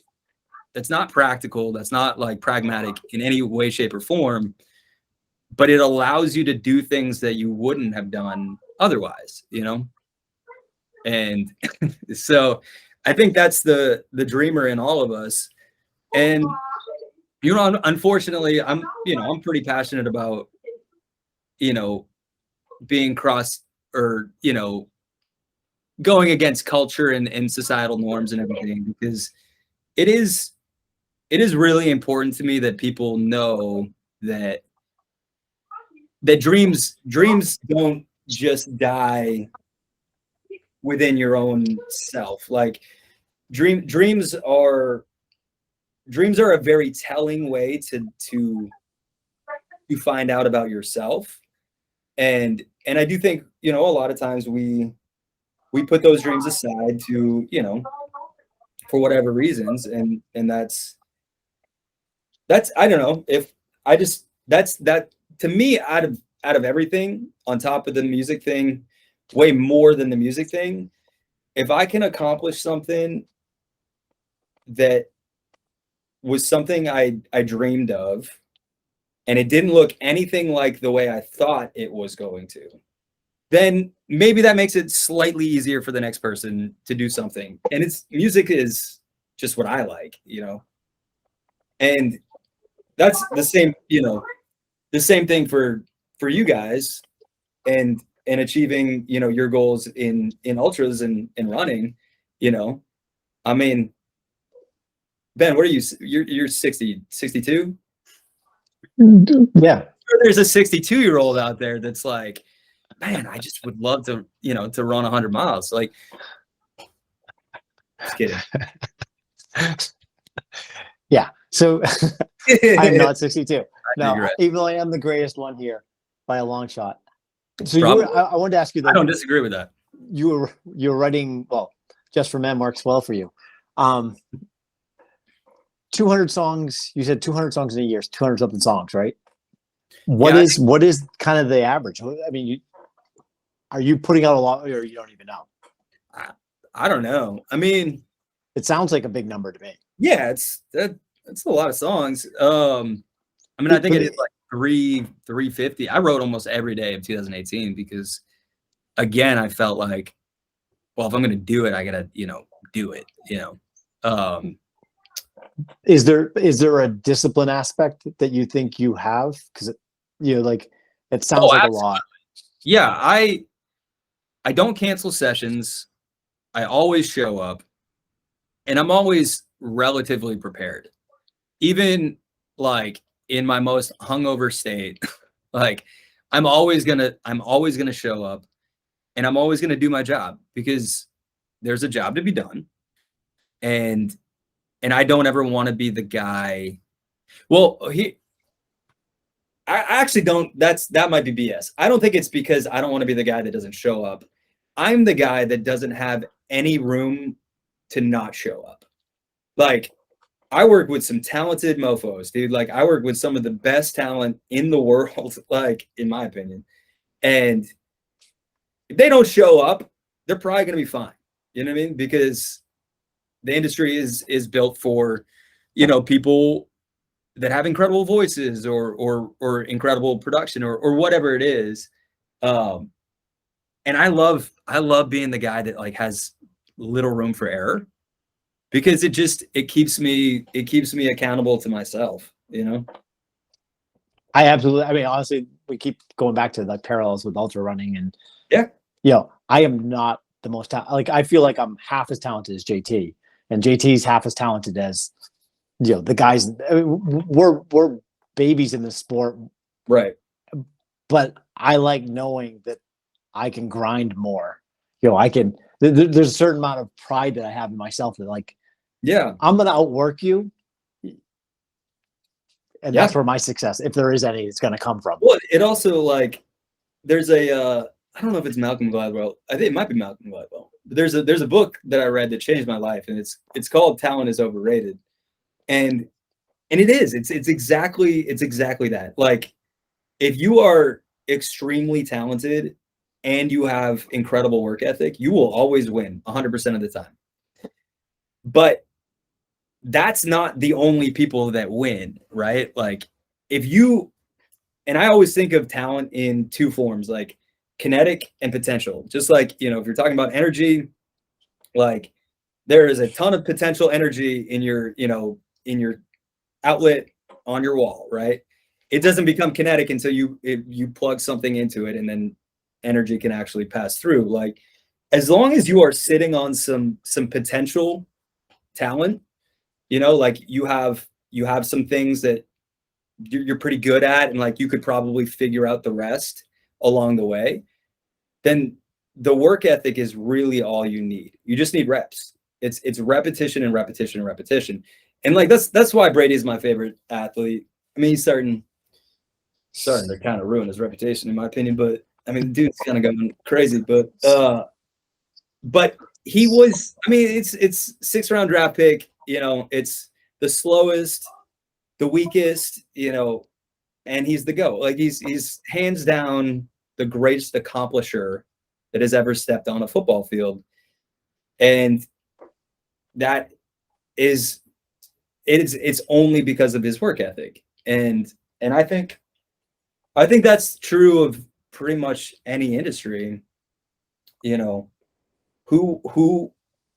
wants to outwork the other person and who wants to stick around the longest. Like, I'm in an industry where people get a whiff of it being really hard, or, they can't do it or whatever. And they quit or they drop out. And I'm like, when I see that, I'm like, well, if I just stick it out for another year, there's going to be, 150, 200 more people that do that. Like, at some point, like, I'm going to have done enough and been around enough to be one of the guys that people want to call and they want to go to. And And that's just like that's math. That's just a numbers game, you know? And then the discipline is waking up every day. Like, I mean, I'll give you a little insight. Like, my calendar has, you know, probably 40, 50 sessions on the books in the next month and a half. Every session, I have to confirm that session. Like, I have to book that session. I have to put it, because I don't have anyone doing this for me. I have to put it on my calendar. I have to follow up with that person or persons, like the night of, the day of. If they cancel, which they do a lot, we have to reschedule to another point. I have to move something else around. Like, and I just do it, like, you know, because I want to keep those sessions. The only thing I don't want to do is pump the brakes or stop putting out the volume of songs that I'm putting out. And that's, you know, that's just how I look at it. Yeah, I think when you find something that you love to do, right? I mean, I think fear holds a lot of people back from starting, but that kind of getting overwhelmed or the sacrifice, the pain that you have to endure to be successful at it is what people, you know, will stop a lot of people. And that's where, like, the ultra running for me has just been, you know, you have to show up every day. Like there's when you love it and it's difficult, which means it's worthy of your pursuit. There, you really can't skim by on talent alone. Like you have to be willing to show up for it every single day. And I think that's one of the things where, like, a lot of people's dreams go to die because they just, you know, they're not willing to show up for it, like, consistently and be patient for it over the long term. And, you know, and it's a skill. It's a skill you have to develop over time, you know. Just like you said with Brady, like, he gets into the Super Bowl. It's like, I've been here before, you know what I mean? Like, you know, this is what I know how to do. Yeah. And because it's a hard pursuit, that's literally what makes it worthwhile. If it came easy, if you went to Nashville and your first song blew up and you just went on this path, sure, that'd be a fun path, but it wouldn't be as rewarding as because you've earned it through the grind. Right. No, 100%. And I wouldn't have, you know, I mean, even the people at the top, like, will go through periods of 4, 5, 6 years without something good or something, or a hit or whatever, you know. And it's like, the people that show up to this town and get that thing immediately almost always burn out when it's tough. Yeah. And people like me who cut their teeth on it being tough, it's just like, oh, that's easy. You know, you get something really good, and then the next day something, you know, it's like, okay, nothing, you know. It's like, well, I've been there before too, you know. I've been in the big game, and I've been also the one on the sideline. So, like, I know how to do that, you know. And that's super important, just knowing how to weather the lows. Why doesn't everybody know this? Because serious. It's learned. It's learned. I mean, you know, we're so entitled, and we want, you know, instant fame and gratification. And like, whenever you hear somebody that's been successful at the top over a long duration, right? They didn't just, you know, shoot out of a cannon into fame and then fizzle out. Like, people that have really, they all say the same thing. Like, you know what I mean? Like, you got to be comfortable being uncomfortable. You've got to be able to push through failure. You've got to be showing up every day, disciplined, consistent. It's just not a surprise anymore. Like, it's a formula, and we still don't want to do it. You know, it's crazy to me. Yeah, man. I mean, well, there's so many reasons that people don't do it initially, and that's, you know, that's a whole conversation. But if you're doing something that you hate, I get it. Like, I think it only applies to something that you truly are, like, passionate about. I mean, it is hard to show up every day to a job that you absolutely despise, which is why I encourage people to, like, go, regardless of the sacrifice, go find something that you actually love, you know? Absolutely. But once you find that thing, then you got to be able to go at all costs. Right.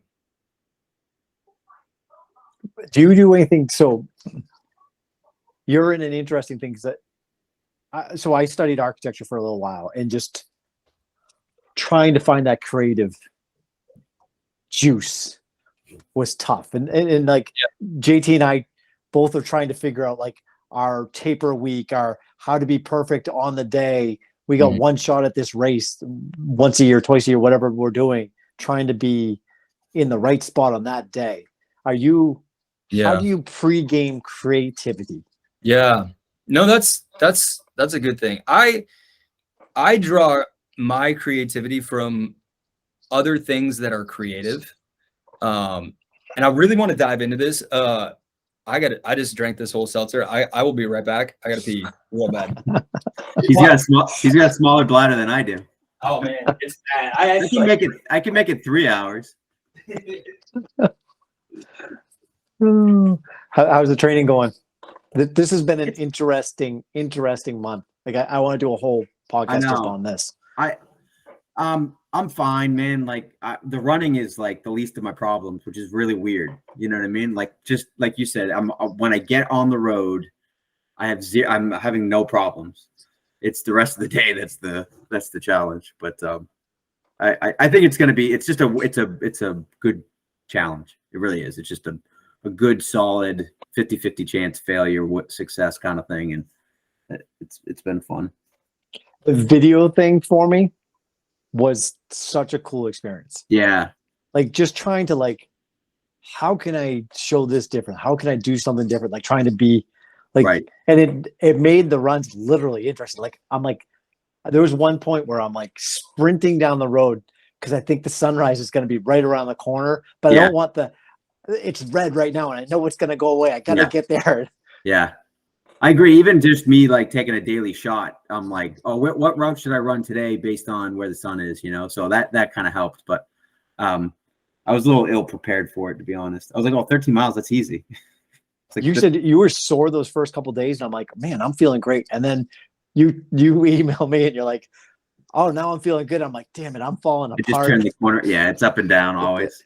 We tend to be on opposite cycles. You're the yin to my yang, man. So true. So pre-gaming creativity, I think, is where we're at. So I actually draw a lot of my creativity from TV and movies, which is probably just a cop-out to tell myself that I'm being productive when I'm watching TV and movies. But research. What's that? I said it's research. Yeah, it's research. No, I love the way sitcoms are written. And I actually I don't know how I'm going to do it or if I'm good at it, but again, doesn't matter. I will try very hard to write for a sitcom at some point in my life. Cause it's a lot like songwriting. Like every joke, every situational thing it's got like a bit beginning, middle, and end. And if you really dive into, even like the classics like Seinfeld, I mean, that stuff is super creative.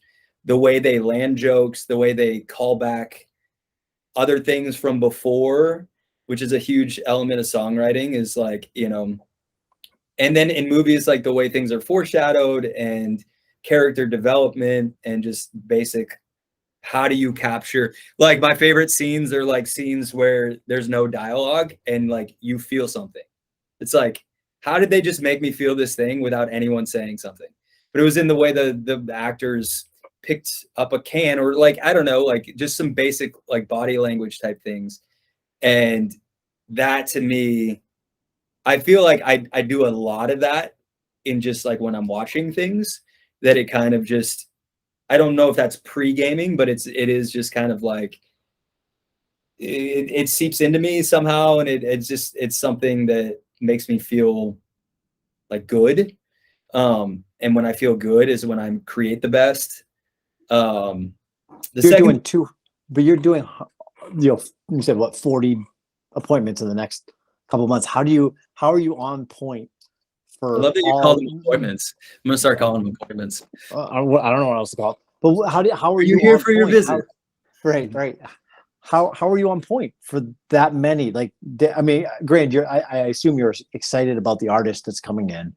You're kind of looking forward to what creativity, but like you said, if you're hungover from the night before, are you at your top, or are you on your game? Dude, honestly,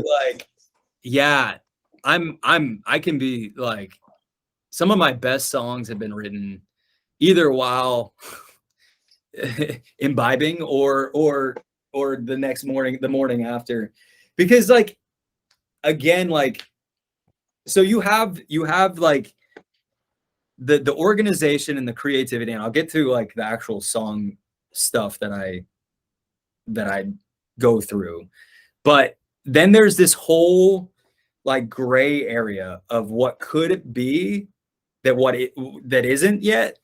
And if you can really like be comfortable in that, or just like live in that for a session.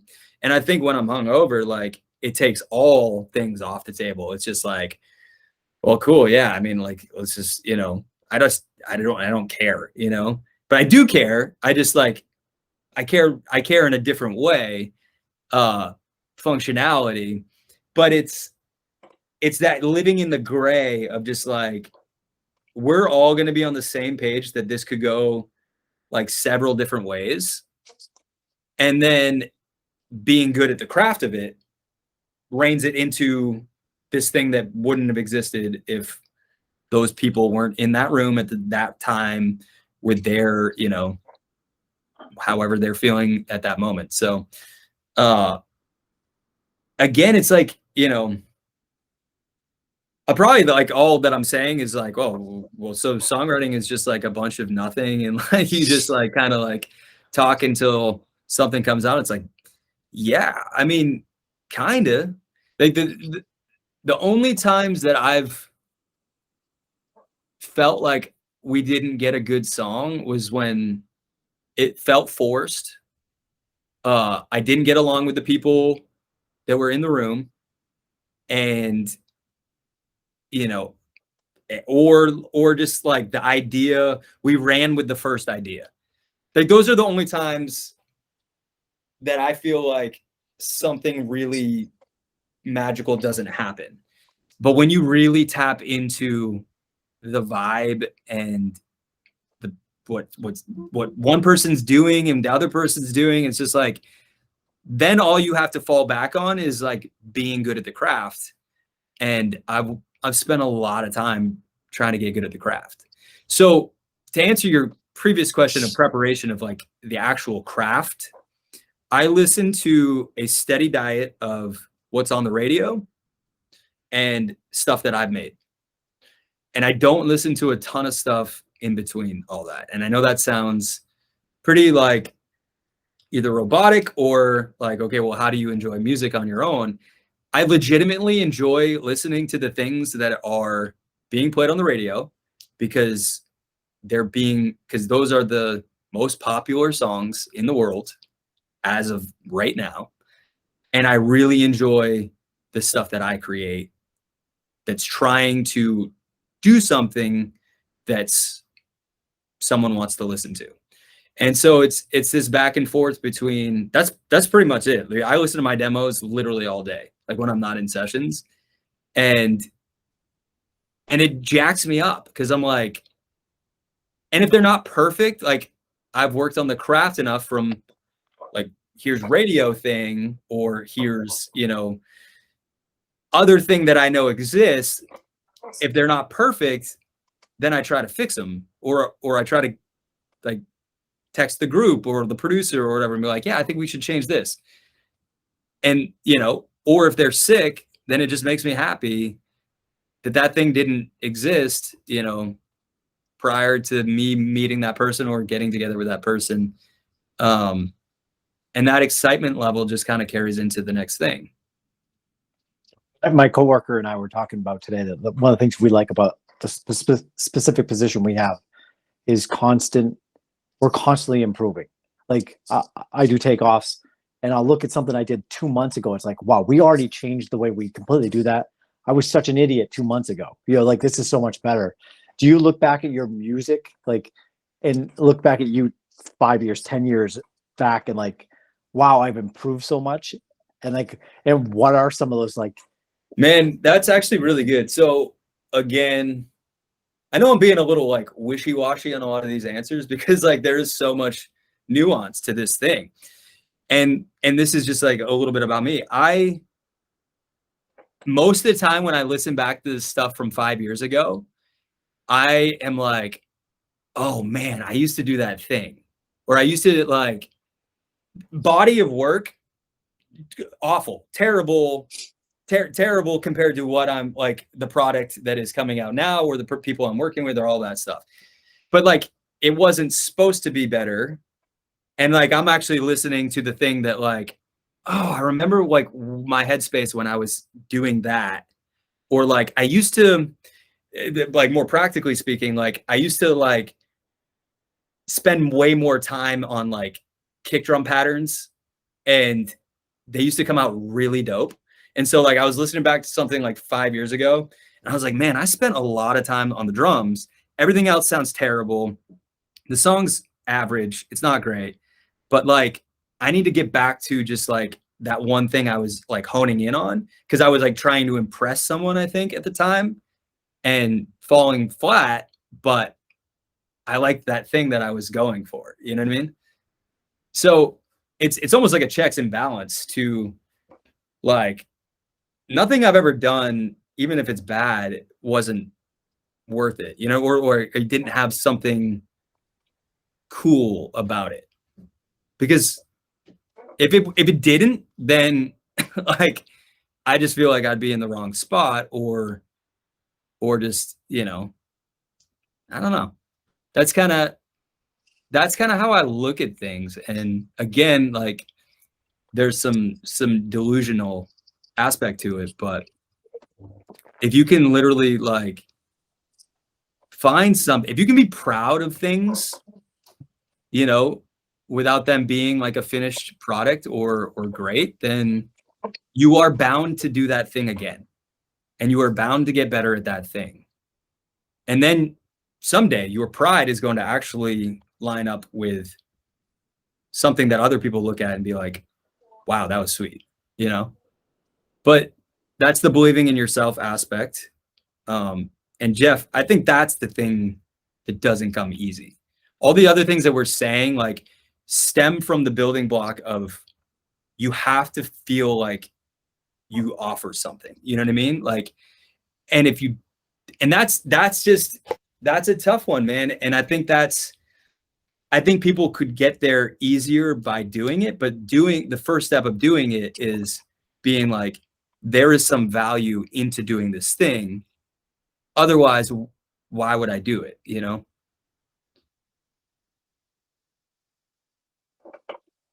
So your career doesn't require physical fitness. It doesn't, but I'm guessing you see some advantages in it, because you almost are able to stay up with me and Bocce. So, how would you? That's the litmus test. Because Bocce is such a challenging sport. It is. But seriously, like, where does physical fitness? I mean, why do you even pursue that?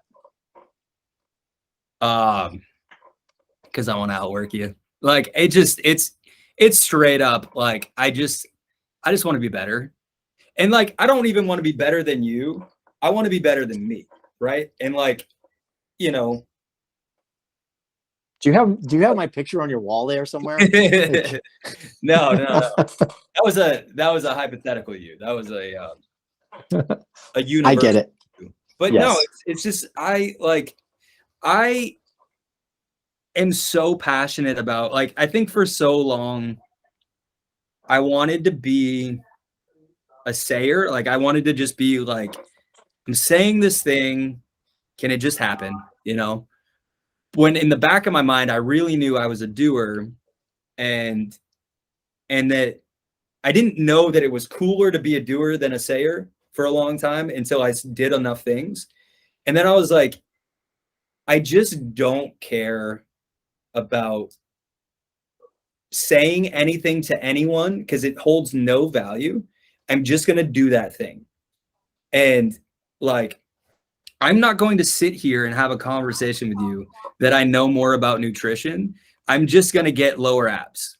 Right. And then you're going to be like, okay, this person probably knows what he's talking about when it comes to nutrition. Right. Like, or whatever. And that is a very minute example, but it just, you know, it applies to everything. It's just like, I'm not going to sit here and try to prove to you that I'm the best songwriter. Even in the room that we're writing a song, I'm going to show up. I'm going to do my job, and time again, we're going to get a good song. And by proxy, you're going to be like, that dude's a great songwriter. And that's all I've really ever been interested in, is just showing it, just doing something and letting that speak for itself. I've heard Andrew Huberman talk about there's a dopamine response to people who tell other people their plans. So like people actually can get like almost a reward when they say, I'm training for a marathon. Like that correspondence actually gets them even almost close to the actual reward of finishing the marathon. So a lot of people will go out and say, oh, I'm doing this, I'm doing that. And you get this like dopamine response that you mistake for the actual reward of doing the thing. And I've actually tried to get more conscientious of that, because I'm guilty of it too. Like, oh, I'm training for 100-miler, and everybody's like, oh, wow, that's impressive. Right. You got to go out and do it. You know what I mean? And follow through. And, I try and explain that to the kids at the same time, Yeah. But this is a support and not like a combating that, but like the dopamine rush that you get from someone else saying, wow, you did that, is, maybe the single greatest feeling. You know what I mean? It's just like I could tell 100 Belmont students that I'm a great songwriter, and they're like, okay, cool, we've never heard of you. Right. But one Belmont student, this actually happened yesterday, but one Belmont student reaching out to me on Instagram and being like, hey, I love the stuff you write. That just like, that trumps telling 100 Belmont kids that I'm a great songwriter, because I didn't do anything. Like I didn't earn that. But I'm talking about before even doing the thing, right? Where you're like, like you haven't even actually done the work. You're just kind of posturing, And that's why I always say to the kids, like, at some point you have to become undeniable. That's really like, for these big tasks, these big challenging things, it's kind of like hold my beer, watch me kind of thing. It's like, at some point you got to be the guy that goes out and does it. Right. And then the flip side to that is that what you do when you do it. So for a long time, I had kind of the middle finger up, like, I'm just going to do this. And then when people say, oh, you did it, it's going to be like, well, yeah, I told you so. Right. In my later years, learning how to be a doer without I told you so is unbelievably life-changing, because then it becomes really about, I just did it for me. You know what I mean? Like I'm not trying to, like, I've been passed on by everyone in the music industry, and I don't care. Like, I don't blame them because I wasn't where I was supposed to be at the right time or whatever it was. This isn't about them. And so me like doing something just to show someone so I can say, I told you so, really does me no emotional good in the long run. And that's a new one I'm working on. Right. Yeah, you got to do it for yourself, for sure. I've been noticing in situations like that. So I'm at the dentist, and she's like, "So what have you been doing?" And I'm like, I don't want to brag. I don't want to put it out there, but like, but the conversation goes there. It's like, yeah, I finished 90. But in my head, like, and I 100% agree with you. It's cool that there is a dopamine rush when somebody's like, damn, you did what? Right? Yeah. But in my head, I'm not satisfied at all. Like I'm so not boasting. I'm on the other end. Like, I'm not trying to convey how disappointed I am in myself. Right. But I wanted 150. I want 200. I want, you know what I mean? Like, there's always future goals. Like, it doesn't stop. But I think that's actually a good place to be. Like, because satisfaction, once you're satisfied, that's the tipping point where you start going down, right? Right. No, I think that's good. I mean, and then like, but then like you didn't do 90 to tell that person in that one moment of time that you did 90 miles, right? You're taking that off the table because you did 90 to get to 150, right? Like we are so obsessed with other people's opinions of what we do or our, and we really I feel like we lose sight of doing things for yourself is an incredible feeling. Like, and within that is just like, if I won a Grammy, this upcoming Grammy is like, again, I would be like, okay, cool. What's next? You know what I mean? But I would still be very proud of the fact that it was a step, it's a step on the way. Like, it's a weird thing, but if you're really truly doing something for yourself, it's always going to be this constant, well, I want more, but I'm proud of what I did.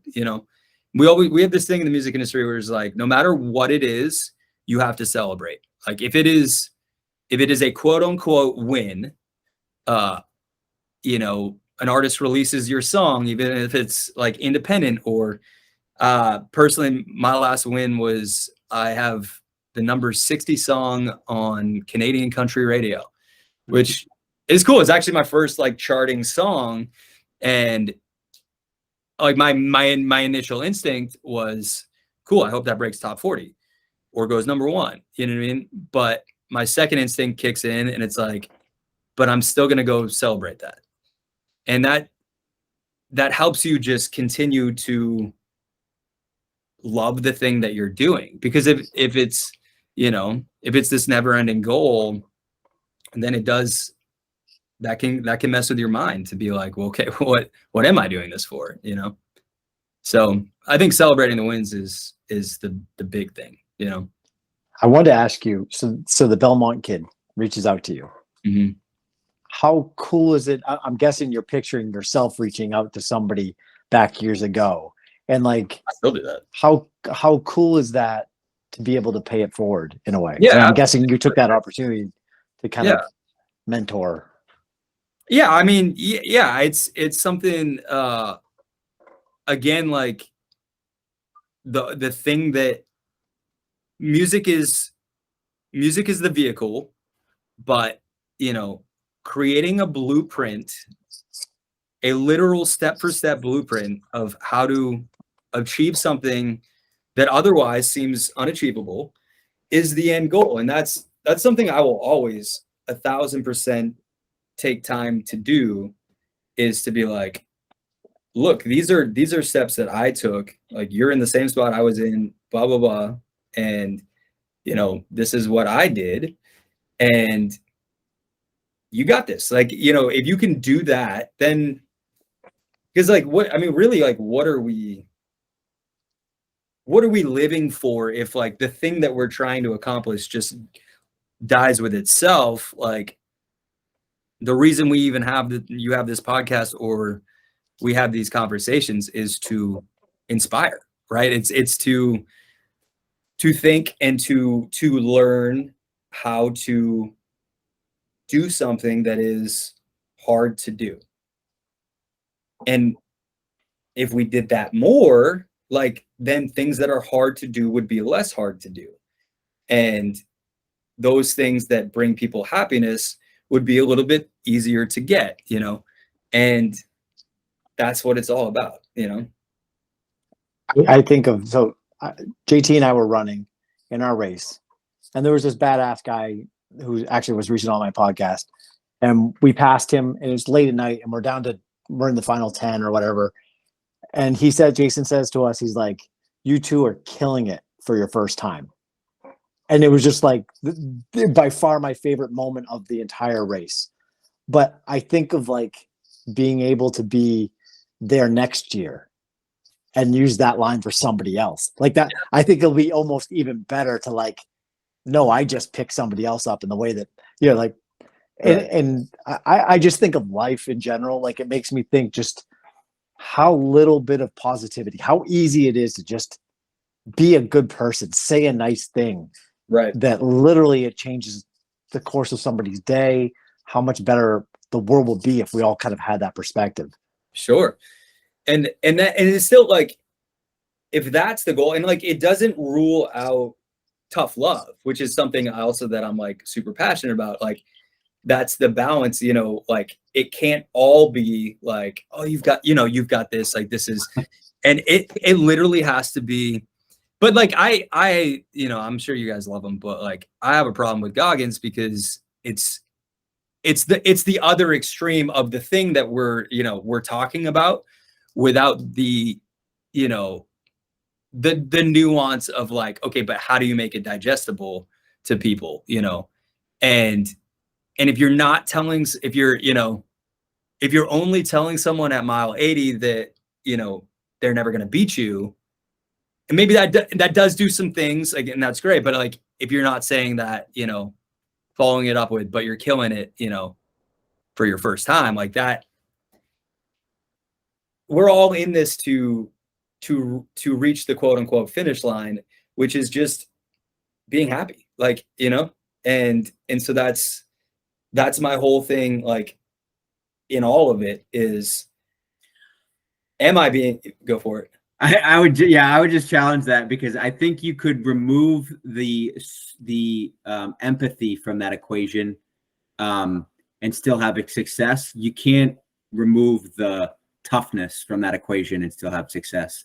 I don't disagree with that. So if I was going to err on the side of which part of that spectrum is more important, it's the stop being a baby, stop complaining, stop feeling bad for yourself, and go do the thing that you said you were going to do, versus, hey, good job, you're putting in a good effort. If you had to take one of those out, I would take the empathy out. Right, but you know, for the accomplishment of doing hard things that you're passionate about, life and relationships, and right, being a parent, obviously empathy is more important, but just on the sole objective of doing hard things. But you know, Ben over here just said that his favorite moment of The Last Man Standing was when he's soft, Joe. Yeah, well, okay, but like, he needs a pat on the back. Did that make you want to go again? Like, it did. I agree. You know, it's important. Like, it's, most things to me come down to balance and are never black and white or one extreme or the other. And that's kind of how I've tried to structure my life and my goal setting and everything. And yeah, I lean way more towards the, like, you know, get out of bed and do something, because if you don't do the thing, you can't start doing the thing without doing the thing. Like, that's step one, start, you know, and, you know, but I'm only as, people will only listen to me as much as they respect. And I have found out that the best way to garner respect is to have that voice that is backed up by a pure heart, you know, like pure heart's a bad word, but like good intentions, you know, and really wanting people to succeed. Because if, you know, I think of Gary Vee too. Like, I think he learned that too in his kind of way that he approached talking to people. I saw a flip where it went from like, why isn't everyone like me, and just doing things, to like, well, there's a reason everyone's not like me, because it's really hard. And so here's some, you know, I'm gonna palette this and give it to you in a way that does make you want to do things. Because I think a lot of people go the other way when they hear something like, you're not worth it, you're too this, you're too that, you're too whatever. It's like, well, cool, I'm gonna keep being like that, you know? Yeah. That kind of stubbornnness. So I mean, there's a fine line, and I'm sure that was a digression from whatever we were talking about, but that in and of itself, like, here's the thing you're trying to do, here's the real thing you're trying to do, and then there's like a learning curve of like, how do I package this so that others can do this thing? And it's like, it's a multifaceted thing that makes me so excited of just continually learning and, you know, trying to be better. And for me, like, in rooms, just like how I say no is so important. Like, if you say no, that's people only hear no. If you say no, but, you know, then people don't take it as no. It's an interesting science, I think, to really, constructively criticize. I mean, it almost seems to me like that people, there'd have to be, it seems like a simple thing that you're on a team together in your pursuit. Your success is tied to their success. You both want the same thing. And if there's at least an understanding of that, like, this is not coming from a place where I'm trying to put you down and bring me up. This is coming from a place for success for both of us. We both want this to be a number one hit. We both want this. So just having that understanding, it should make for a good partnership. Absolutely. In general. No, absolutely. Outside of that, though, being happy for other people's success is pretty important. I've found that is out of all of the things, that has been the hardest thing. To literally, like, to look at someone else that's doing something that you want to do and be completely happy for them and not envious or jealous, just internalizing it as that's their castle. I don't need to think about their castle because has nothing to do with my castle. I'm going to focus on my castle. That, I don't know. To me, that has been the biggest challenge in all of it, but rewarding. Yeah, there's a certain amount of there's a wrestling movie, and I'm blanking on the name of it, but he talks about that this guy's talking about that he's watching Pele on TV, and Pele does this amazing thing, and in that moment he feels like he's part of the same human race that was just elevated in that moment. And I'm the whole happy for other people's success. I'm noticing, like, so we did this Last Man Ultra, and one of the guys that finished just ahead of us finished the Moab 240 just literally a few days ago.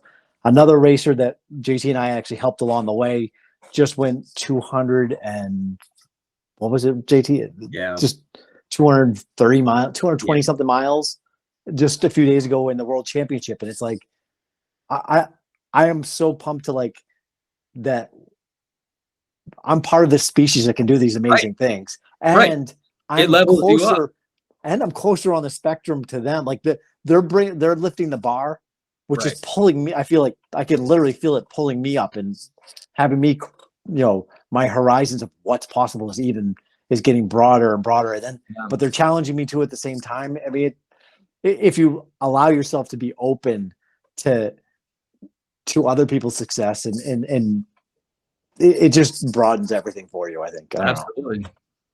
Absolutely. And that's, I mean, like, that is where humanity evolves to me, is when you are not deterred by other people's success and you are brought up by that, and you are saying, well, that's accomplishable. I'm going to do that same thing,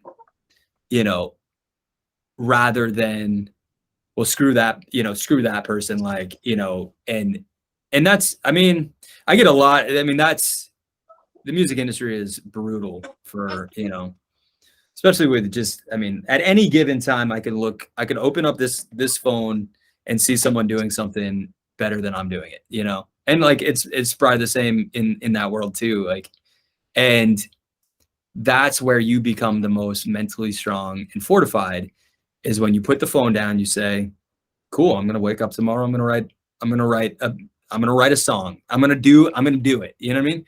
I'm not going to let that not, make me not want to do it. I'm going to do it, and I'm going to do it as best as I can, And so you talked about, like, was the writing a sitcom and how bringing back topics, right?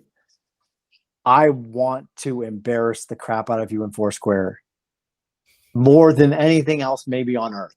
I love that. I love that for you, man.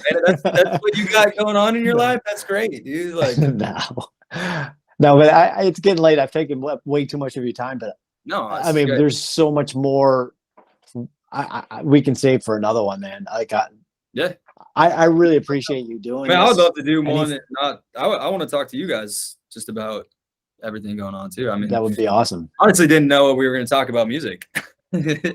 I honestly didn't know either, to be honest. I mean, I kind of knew I wanted to ask you about it, but yeah, whatever direction it went was a good direction for me. Any final thoughts, JT? No, I learned some things too. Yeah. too. Yeah, we can get next Second time you we stop learning is when you die. That's right. yeah, maybe we can find some time in person, Christmas or something. Cool. Yeah, I Just- should be home end of December, early January. Yeah, no, this is fun. Thank you guys both. Good to see you, man. Good to see you guys. Have a great night. You too. Bye.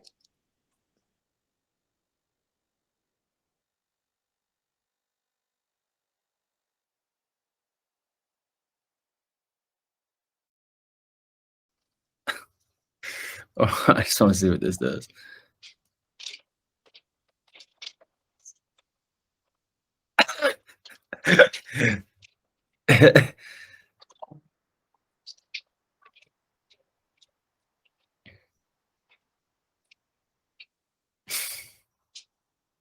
These filters are crazy.